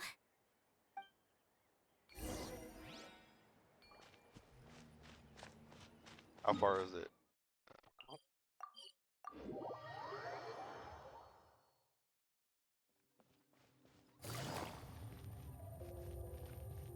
Rift Towns.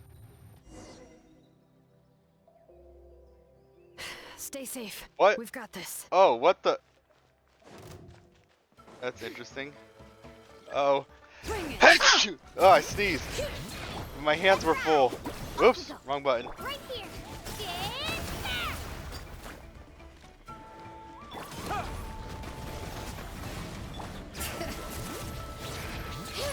Hear the echoes of the valley. Okay. I really thought I was done for. Sneezed. I Alright. can't thank you enough. Don't worry about it. We're just glad you're okay. Let's see. Your goods look fine too. Guess the Abyss isn't after Mora. That should be the last abyssal pylon near the Children of Echoes. That was scary, but we did it! By the way, where's Lolly? I thought she would come with you. The Masters of the Nightwind also got attacked, so she went back to help her tribe. She said we can deal with the ancient name later. That makes sense. The attacks are more urgent. Alright, this isn't a good place to talk. Let's head back to the tribe.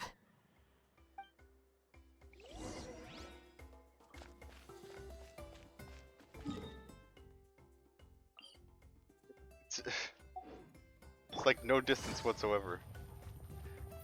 You know, I've noticed that although you get a free wish at the end of it, like you go through a lot of quests for the main storyline and you don't get like any primo gems or anything like that.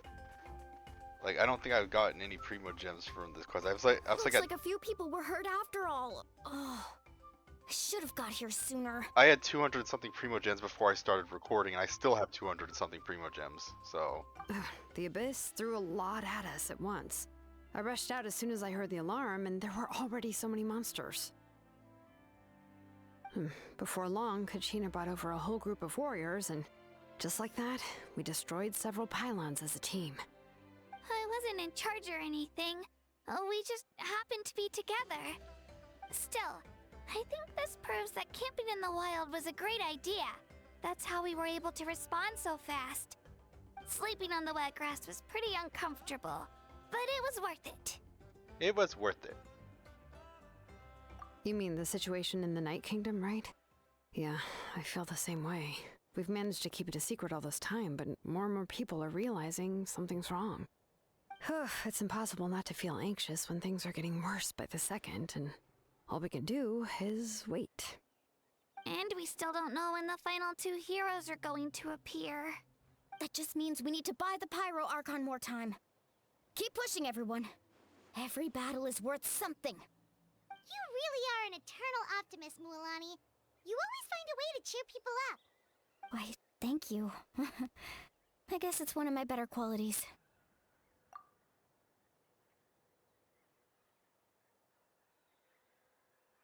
So, specifics aside, the Pyro Archon confirmed the Gnosis can resolve the crisis, but it comes at a huge price.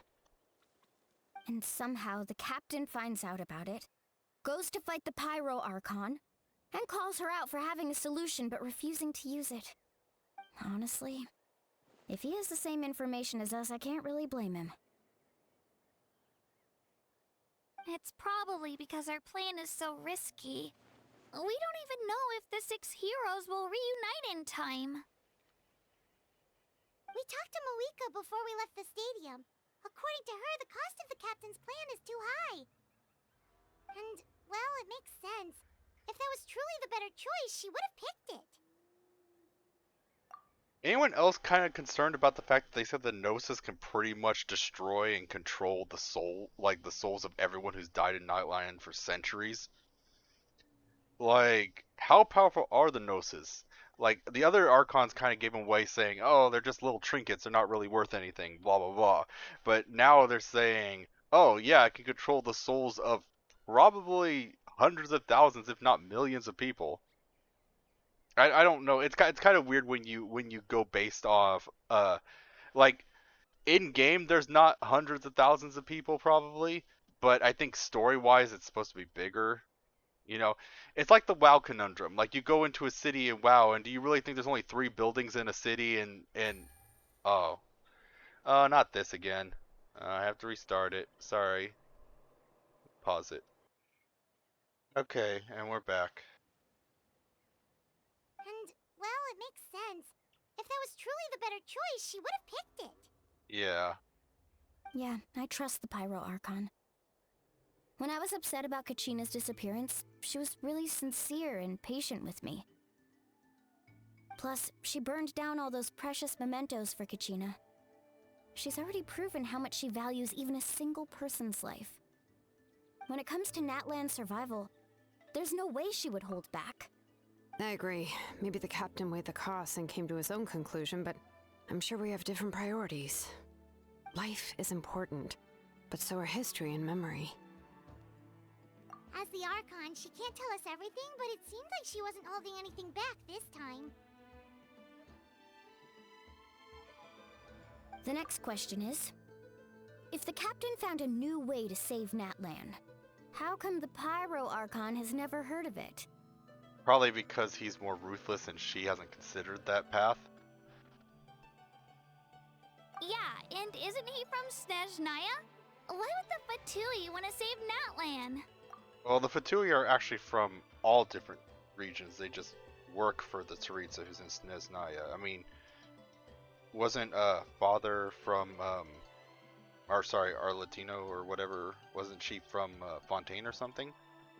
Or, well, Lenny was from Fontaine and he's part of the Fatui. This is all super confusing. We still don't have enough information. Once we figure out what the Fatui are doing, we'll have our answer. Let's head back then.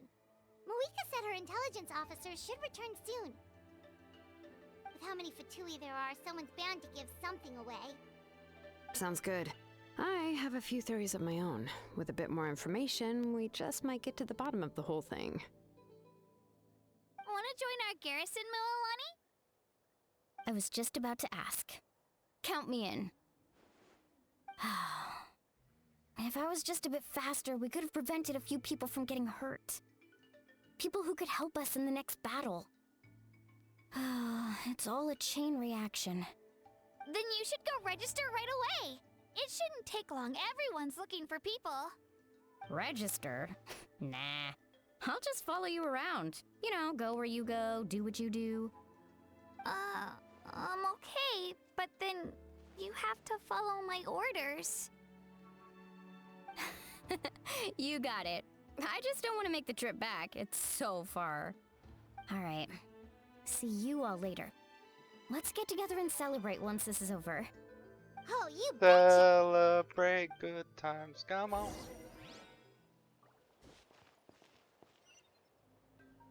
I had to go to my map. I mean, they should just have you instantly like go to your map to the spot you click on.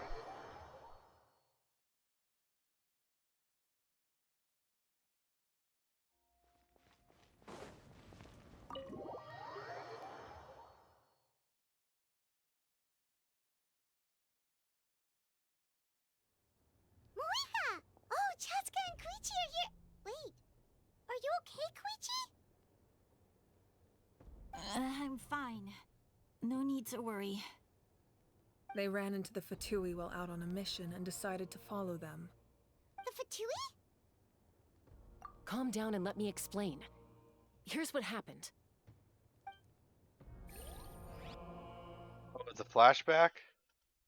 I get to play as Chaska in the flashback?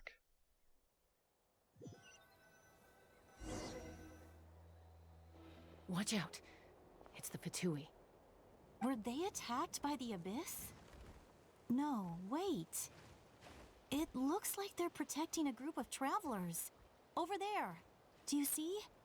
You're right. That's a traveling group from Natlan. Could they be trading for something?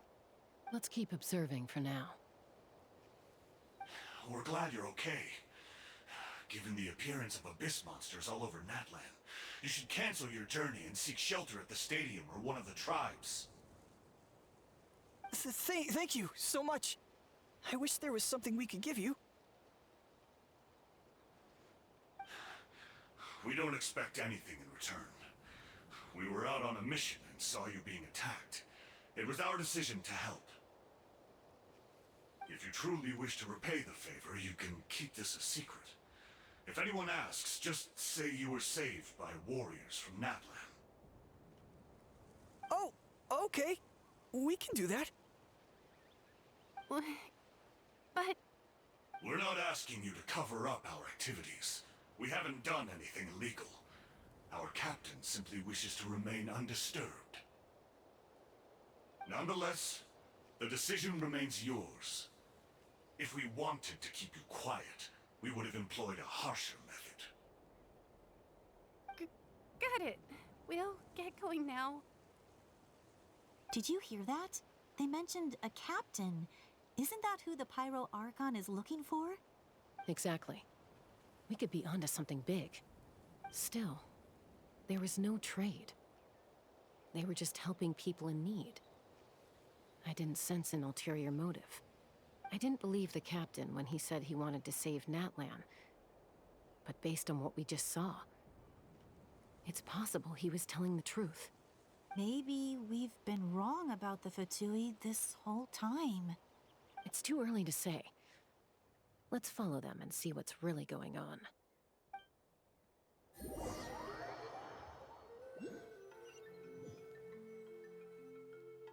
So this is where they were headed. Looks tricky. It's heavily guarded on all sides.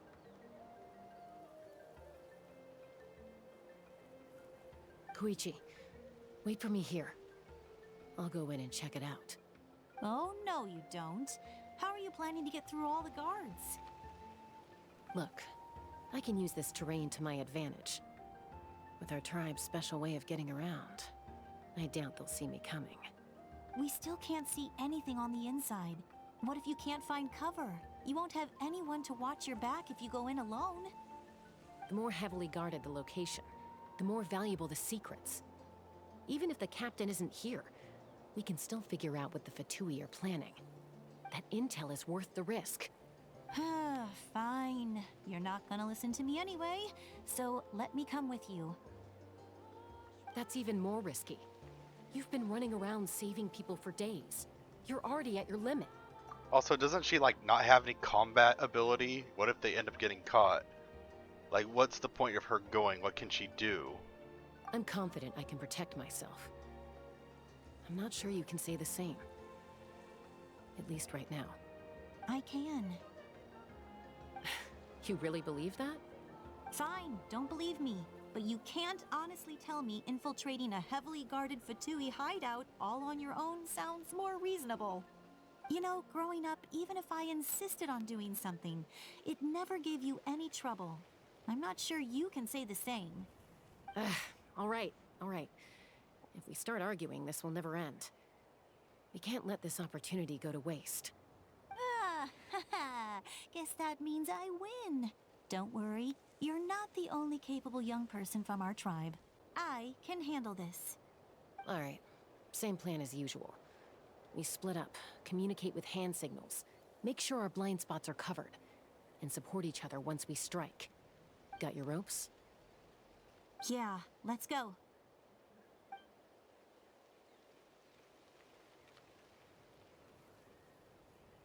You know, Chaska, I don't think it's the best idea to be sneaking around in heels!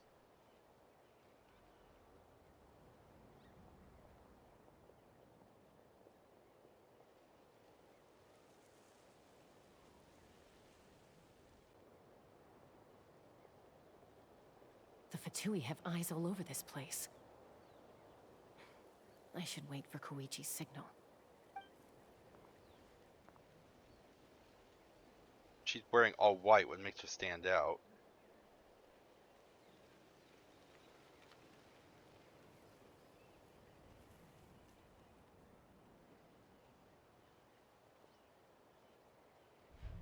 Now.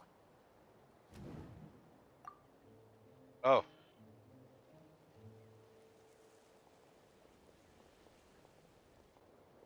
What the... Special way of getting around, you mean by crouch walking everywhere? Not sure how many chances I'm gonna get.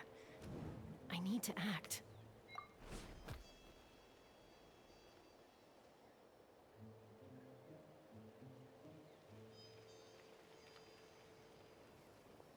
Good. I made it without getting caught. I should get to that platform over there. But it's guarded by the Fatui. Koichi should have line of sight. I'll wait for her signal.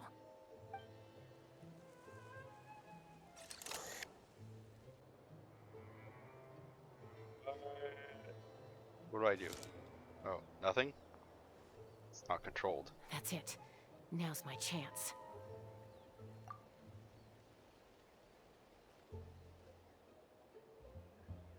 Boogity boogity boo!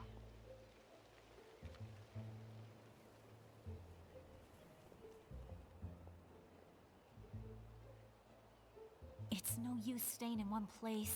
I should keep moving. Looks like Chaska is helping me by keeping an eye on the Fatui movements. I'll wait for her signal.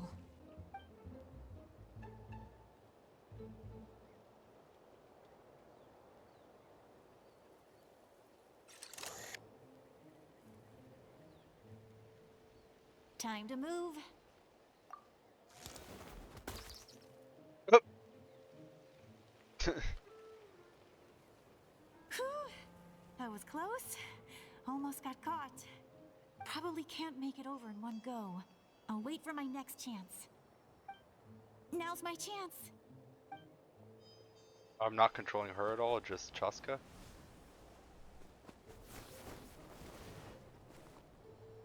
I made it!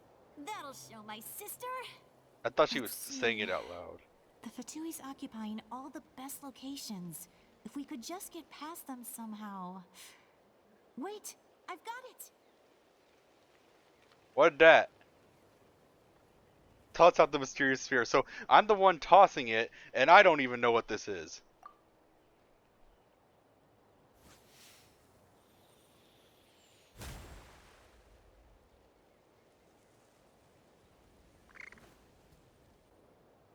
Just poison the capybaras?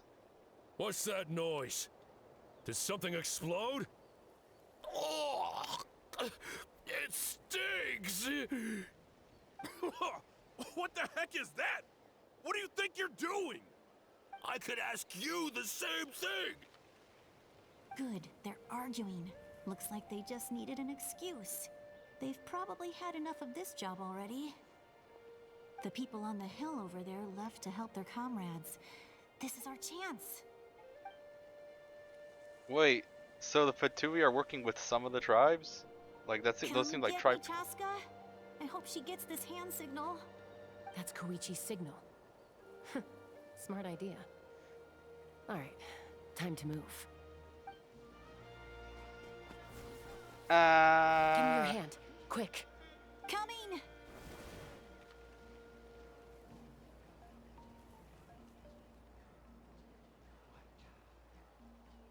Okay, I and? checked, and this way is completely clear. It should lead us to the deepest part of this place.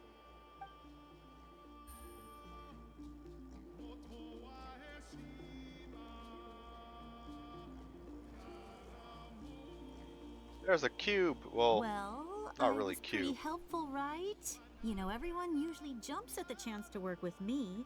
Not my own sister, though. No, she avoids me like her life depends on it. I was wrong, Koichi. You've done well.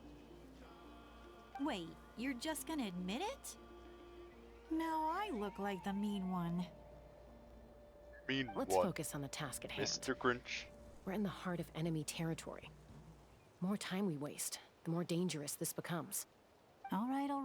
If you're not gonna take the bait, then I'll drop it. Looks like the Fatui are here to dig something up. I'm surprised they mobilized this many people. I doubt it's because they're interested in our culture and history. It seems like they're looking for a dragon relic called the Source Mechanism. How do you know The that? device is Where'd that ancient. come from? Barely any information survives to this day. And even people from Natland don't know how to use it. Why would this be the Fatui's target? Not bad. Looks like it's in good shape. This should be what our Lord's looking for. Took us long enough. Come on, let's get this thing back. Back?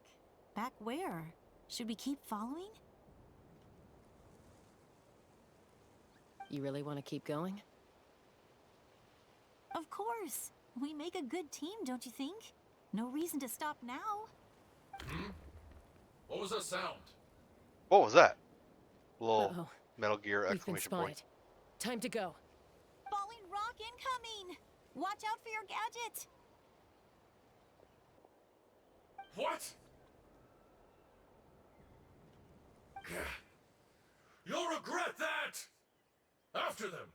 Wait, what did you see? Falling rock incoming. You'll regret that. There was no rocks though.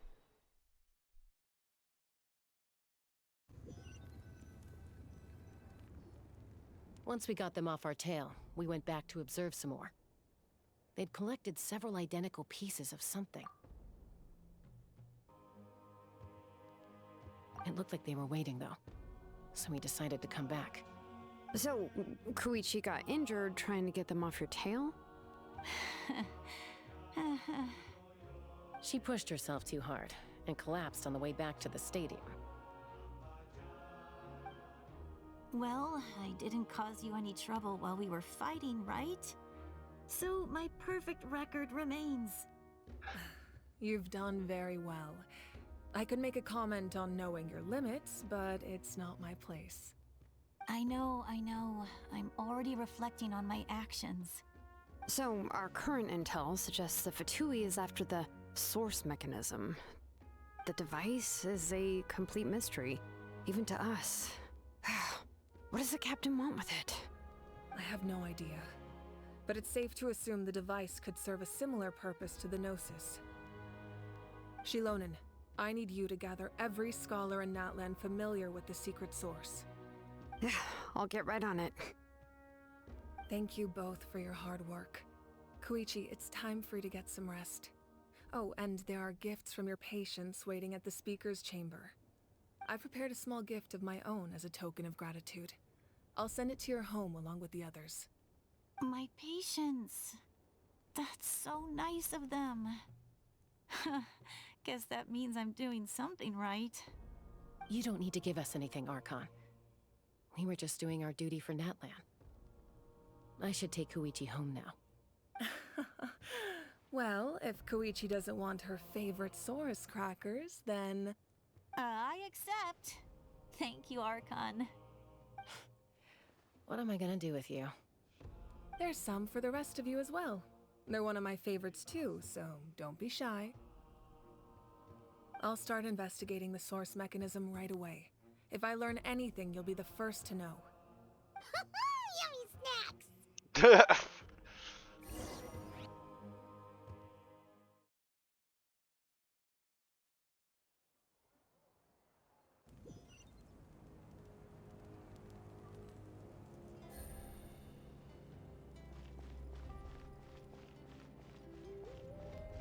Okay, I'm gonna take a little break now. See you guys when I return. Alright, we're back. Let's continue with the story. I think we're almost done with this arc. I don't know for sure though. We've been at it for about 3 hours. Oh! Someone left their CD here. It's mine now. Wait. Makes it look like it's outside. But it's probably inside.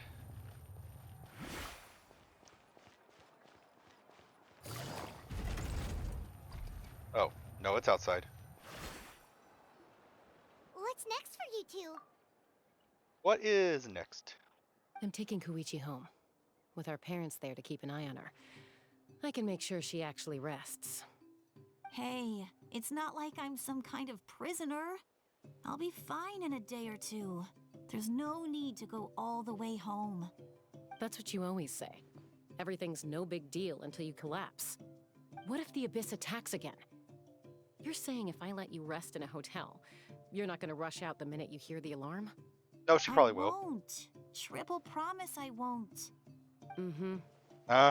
He ain't buying it. Fine. On the off chance something like that were to happen, I Yeah, might. see? But I'm a doctor. I have a duty to help people in need, no matter how hard or tiring the work gets. I guess you're right. But I don't have to like it. Doctors are humans too. This reminds Paimon of when we first met. Except you were the one trying to stop Chaska from doing something dangerous. Yeah. I'd do the same for anyone trying to put their life in danger. As a doctor, I don't want people to get hurt because of a rash decision. Then try to see things from my perspective. You clearly want to protect your patients. So can't you understand why your own sister would feel the same way about you? The two of you are the same, you know? Yeah. I disagree. I understand the risks and costs of my decisions. Who wants to be like her? Overconfident, always making excuses when things go wrong. She sounds tired. That's just not true. You think I don't have proof? Okay, don't get into another fight. Just pretend Paimon never said anything. Hey, that's Don't siblings worry, for you. Paimon. You didn't do anything wrong. Arguing is just how we communicate. Neither of us really takes it to heart. Plus, I guess we are similar in some ways. Maybe I rush into things without thinking, but I learned that from her. We're family. I can't help it if my older sister is a bad influence. Okay, you don't have to put it that way. So, you're all good now? Neither of us are really the type to back down, so we'll always have our differences. But still, we get along in our own way. Plus, I know you'll wake up one day and realize I was right all along. I just need to wait. Be my guest. Come on, let's get you home. See you later, Traveler and Paimon. I'll be back once everything's settled at home. There's no rush. At least grab a nice meal with your family. Bye, you two. Take care of yourselves out there.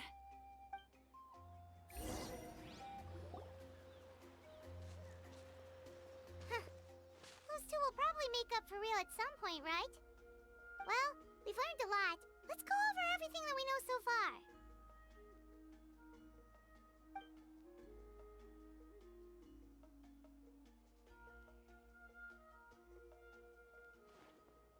One? Oh, no, see Lolly. Okay. Ahem. Sorry for popping up out of nowhere. Again. Why do you look so awkward? Oh, is there something you need from us? Okay, I won't beat around the bush. Oh, and I'm sorry for interrupting your rest. I'll treat you to some charcoal grilled steak to make up for it. Charcoal grilled steak. Just give us your orders. Wow, not hard to get on Hey, Paimon's good friends list. don't order each other around. I'm just here to share some news. Remember what we talked about before parting ways? Oh yeah, you mentioned how Auroron has always wanted to save Natlan, and something about his soul being fragmented. Paimon and the Traveler discussed it after you left, and we think Auroron is probably back with the captain.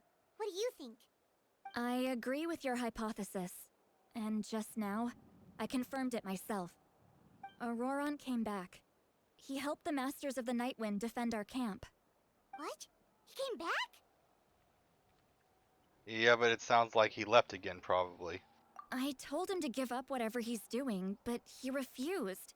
He said they're just one step away from success, so there's no way he can back out now.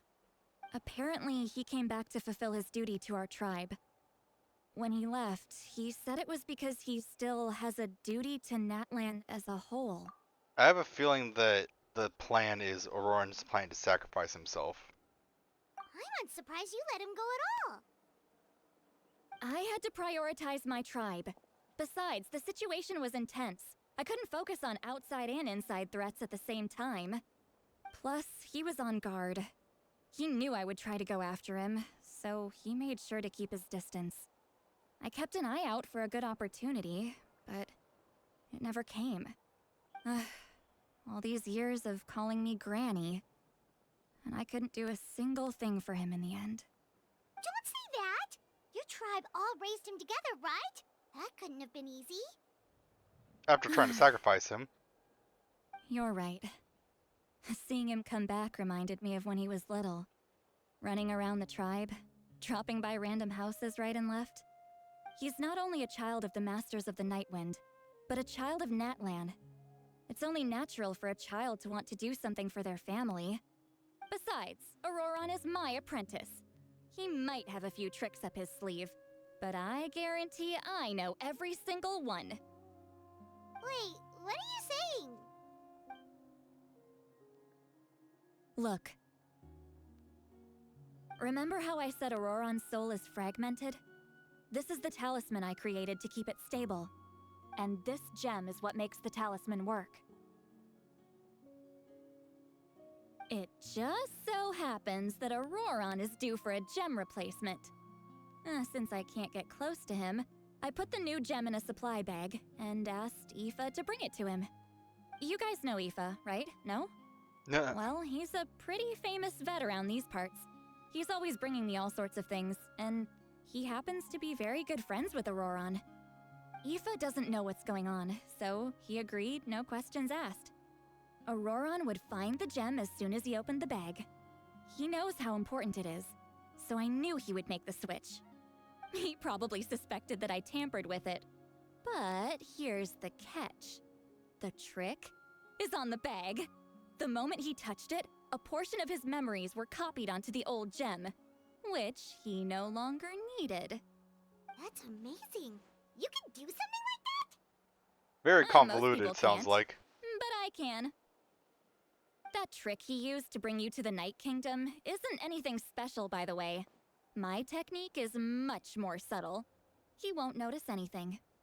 So in other words, we have a whole backup of Auroron's memories in this gem. The kid thinks he can take me on? Like I wasn't the one who taught him everything he knows? That's amazing, Seat Lolly. Let's take a look right away. Once we get to the bottom of this, we can finally track him down. I know he thinks of me as his grandma, but do you think he'll get mad at me for this? You can be honest. Huh, that's a tough question. Paimon doesn't have a grandma, so she's not the best person to ask. To be honest, I've always doubted my ability to look after him. I didn't stop the ceremony all those years ago, and now I'm useless again. But if I stop here, it will haunt me until I'm 500 years old. Every night I'll wake up in a fit of anger. I don't scare that easy. Still, if I back away from this and something happens to Auroron, I would never forgive myself. I need to look at his memory. Even if he resents me, refuses to see me, or runs away for good, I don't care, and I won't blame him. A family does whatever it takes to protect their own. You sure you'll be okay? We can come with you if you want. Did you just say you'll come with me? Is that okay? We have a pretty good reason to see it too, don't we? Because, right, we need leads on the Fatui. You really mean it? Oh, fine, you can come. Just promise me you'll see this through. No backing out. Got it? No backing Don't out. worry, we're professional adventurers. Then I place my trust in your professionalism. All right, time to sneak into someone else's memory and engage in some, unwanted spying. Anything sounds negative when you say it with You that heard it attitude. here first. I wouldn't be doing this if I had any other choice. Are you ready?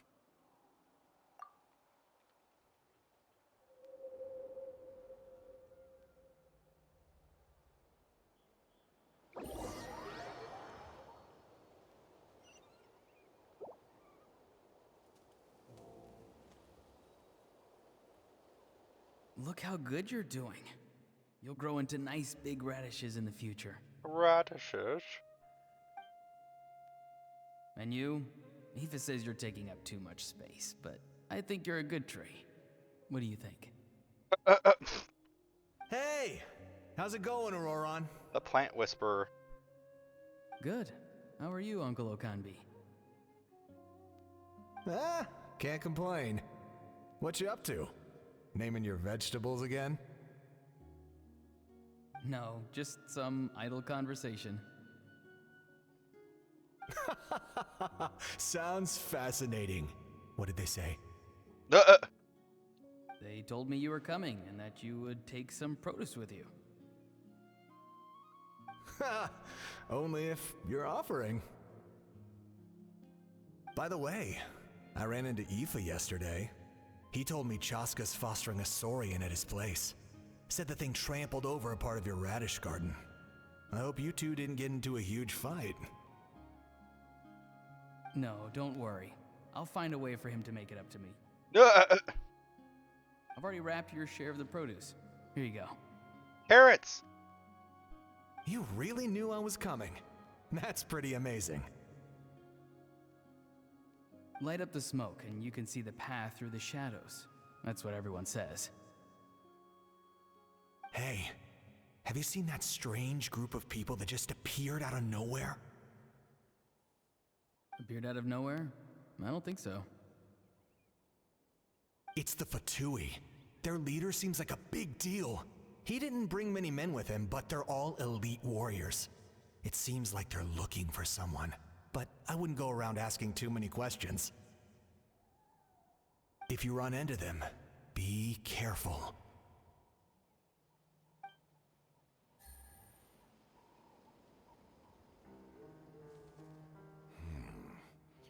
You're from the Masters of the Nightwind, are you not?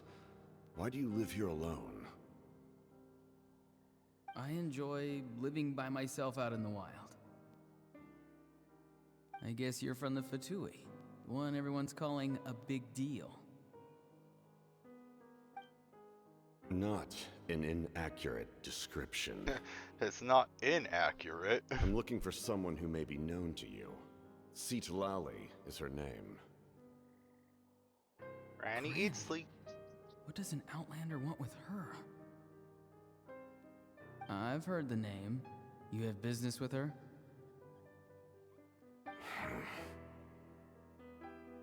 There's no point to further questioning if you insist on hiding things from me. I shall seek answers elsewhere. Ah. Oh, he could tell I was lying and now he's leaving? He gave up just like that? Hey! At least tell me why you're looking for Citlali. It's none of your concern. I have my own means of tracking her down. Why are the Fatui looking for her?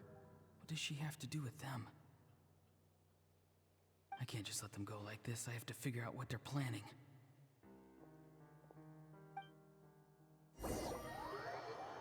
Oh, it's the little soul fragment thing.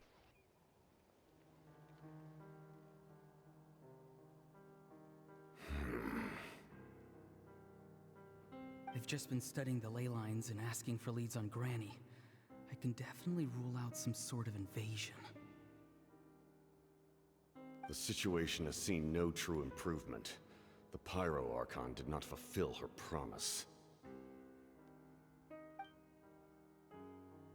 My lord! Ignore him. He is no threat. He knows I'm following him, but he doesn't seem to care. Look at the ear. He's strong, I can tell. But there's something unusual about him and also familiar in some way. I can't describe it.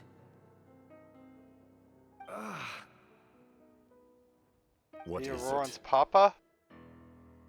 My lord, I feel dizzy.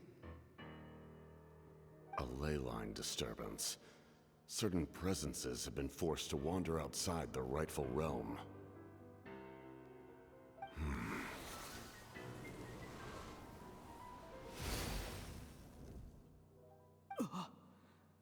That was a spell from the Masters of the Nightwind. How did he know that? Is he sending those escaped souls back into the ley lines? How did he do that so easily? Soulfaring is supposed to be extremely difficult. This could be related to why he's searching for Granny. I feel much better. Thank you, my lord. Think nothing of it. Stay vigilant, and continue to gather information. The Abyss could attack at any moment. If you notice any irregularities, assume drill formation and be prepared to fight. However, there is no reason to over-engage. Information is our first priority. Yes, sir. Why are the Fatui fighting against the Abyss? Do they really mean us no harm?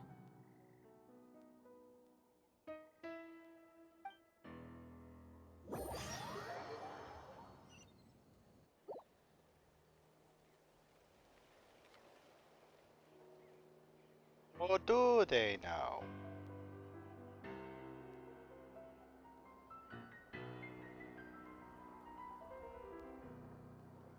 I've been following him this whole time and still they ignore me? Do they really not care? It seems like his subordinates refer to him as the captain. Never heard of him before. And now he's headed to the stadium. That's unusual. What is he gonna do? You two, with me.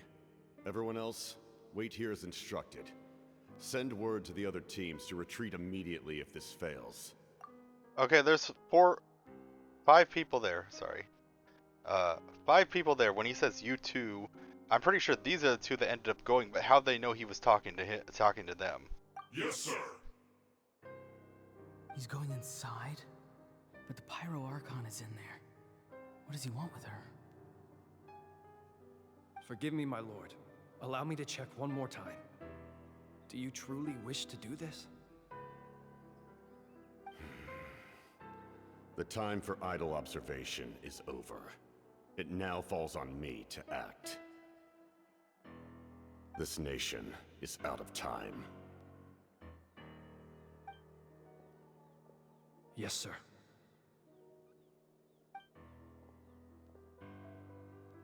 He just walked straight into the stadium. What is he gonna do? I kind of see the captain's point. On one hand, the strategy that he's come up with, although it causes a lot of risk and it's not a permanent solution, it is guaranteed to work.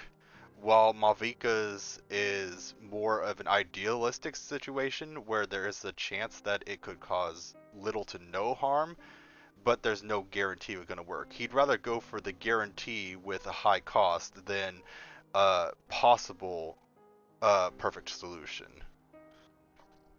He's worried that if Malvika focuses so much on the ideal that it's not even guaranteed to work, that there might be an issue.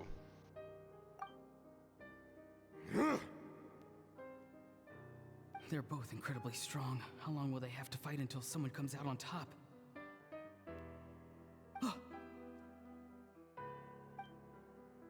Wait, this feeling. Just like the other day near the ley lines. It's faint, like a soul's trying to escape. Where is it coming from? Is that why he's looking for Granny? If he dies here, then all clues will be lost. I can't let that happen.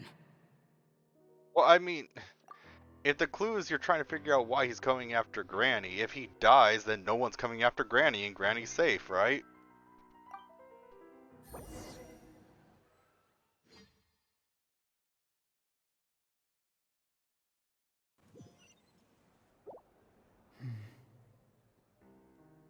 As for you, I must confess, I did not expect that little trick of yours to save the day. No matter how dense the fog, as long as the sun remains, we cannot turn day into night. She could have dispelled it. She simply chose not to. You don't have much time, and you're injured on top of that. What do you plan to do next? I'm beginning to see just how useful you may turn out to be. You heard something from here, didn't you?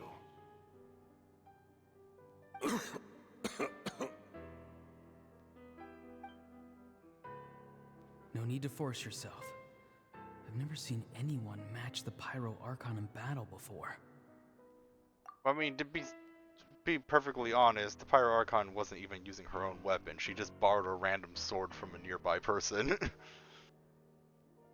I didn't see her use her bike at all.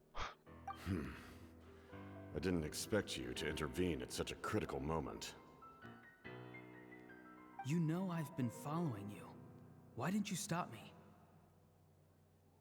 When walking in the forest, it is only natural to encounter wild beasts. However, Not every beast has the courage to come out and bite. And yet, one of those very beasts saved your life.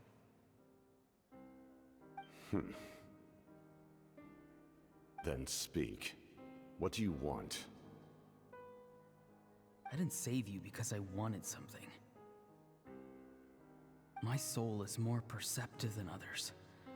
I can sense that the ley lines are extremely weak. I don't know what the Pyro Archon is planning. Can she really save us? The questions you asked her just now, well, I've had very similar doubts. So I felt like I had to help you.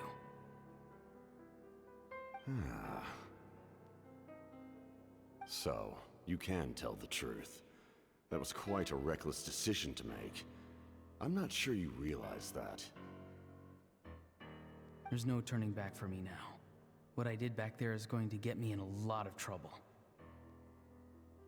You attacked the Pyro Archon in broad daylight, and I used my spell to save you. A single glance was likely all it took for her to recognize my tribe. So, we're in the same boat. Seem to care little for my thoughts on the matter. Ha! It's too late for that. Start from the beginning. Why are you looking for Sitlali? Do you know her? Explain your relation to her first. I know you two are acquainted. It was obvious the moment I mentioned her name. Sitlali is my elder and my teacher. She taught me everything I know. It's my duty to protect her. If you truly wish to protect her, you should have let me perish at the Pyro Archon's hand. Yet, you chose otherwise. Do I really need to tell you what that means? That's what I said. If he had died, then I Sitlali would have been fine. to change Natlan for the better. Something I can accomplish with my own two hands. You're stranger than anyone I've ever met. But maybe, just maybe, you can show me the way. Strange? Sorry. Is said to be the legendary Granny Eatsley, someone capable of communicating with the Wyub, and the Wyub are the key to information on the Night Kingdom. Why do you need knowledge on the Night Kingdom? That is not something you need to know. Don't forget, I saved your life. Do you not believe the Fatui capable of betraying a debt? People can lie, but souls cannot. I can tell there's a weight to your soul, a sense of justice. You may not live among your tribe, but you certainly know their tricks. I apologize for my rash judgment. You are more capable than I imagined. Let's go. We'll see if you have what it takes to join my plan.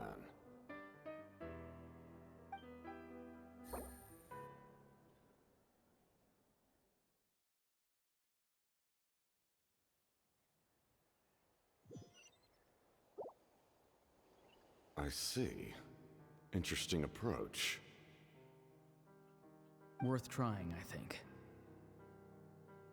Rather than weaving a net to protect the ley lines, this method would address the root problem.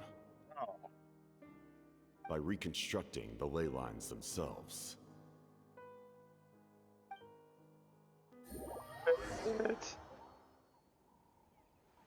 How is this possible?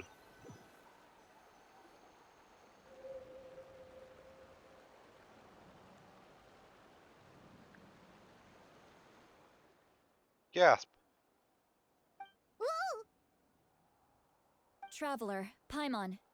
Are you two alright? Paimon's fine, just, a little dizzy. Of course.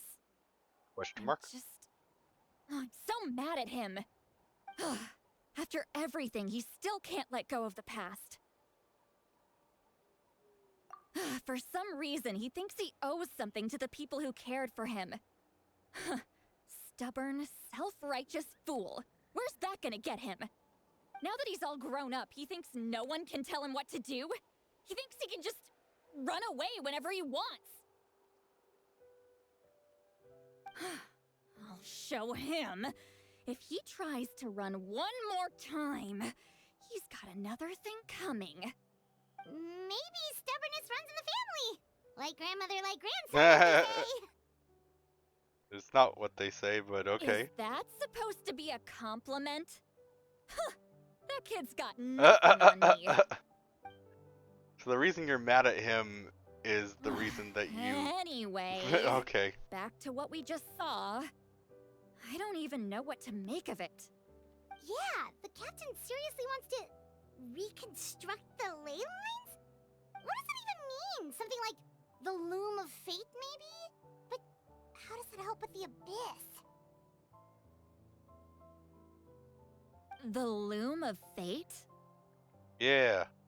Oh, it's kind of hard to explain. Basically, it's a device from Conrio that has unbelievable power. Anyway, if he really wants to manipulate the ley lines, everyone in Natlan will be affected. Oh, this is big.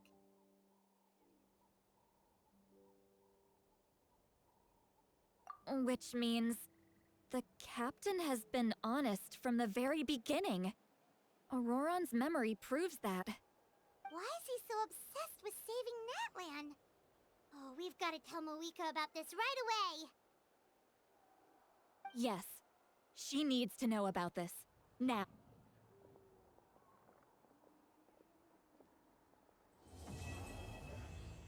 Okay. There's the end of the chapter. Okay, I wanted to get to the end of the chapter.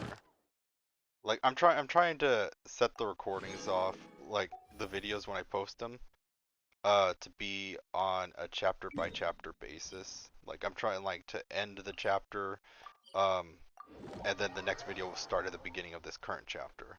That's what I'm trying to do. I mean, it might vary from bit to bit. Ad Astra. This stuff is new that appeared like with the new region, so I'm waiting till after I finish Natlan to click those. Thank you for Just getting my things, because before I logged out, I wanted to try and get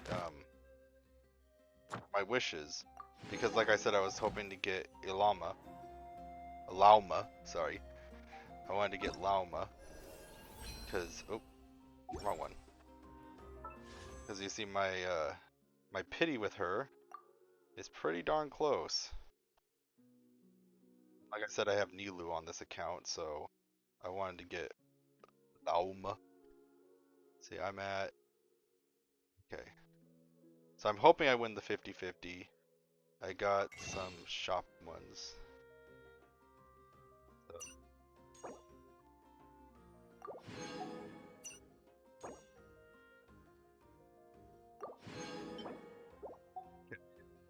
So I thought I would try to get her while still on record before I end the video. So wish me luck.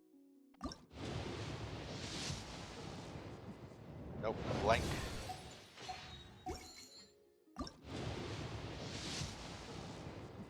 Blank.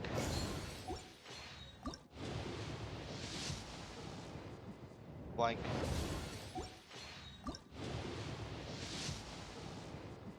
Epic. Have. Blank.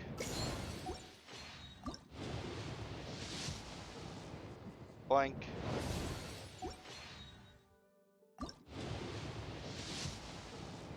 Oh, there it is, legendary. Please let me win the 50-50. I did it! Open your eyes. Oh yeah! My name is Lauma, and here in the stillness of these woods, the light of the frost moon shines down generously on all. The gaze of the heavens will fall on you wherever you go. Now, close your eyes. You are no longer lost. I'm so glad I won that 50-50. Now I finally have like a good team for Nilu. The only thing is I wish I had Kokomi, but I can still deal with Barbara.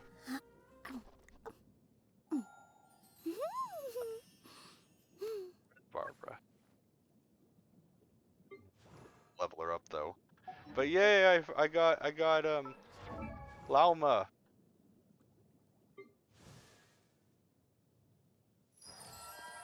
I was half expecting to lose that 50-50. Well, actually quite literally half. Anyways, I'm so glad that I got her. I didn't want to lose the 50-50. Anyway, thanks for tuning in. See you next time.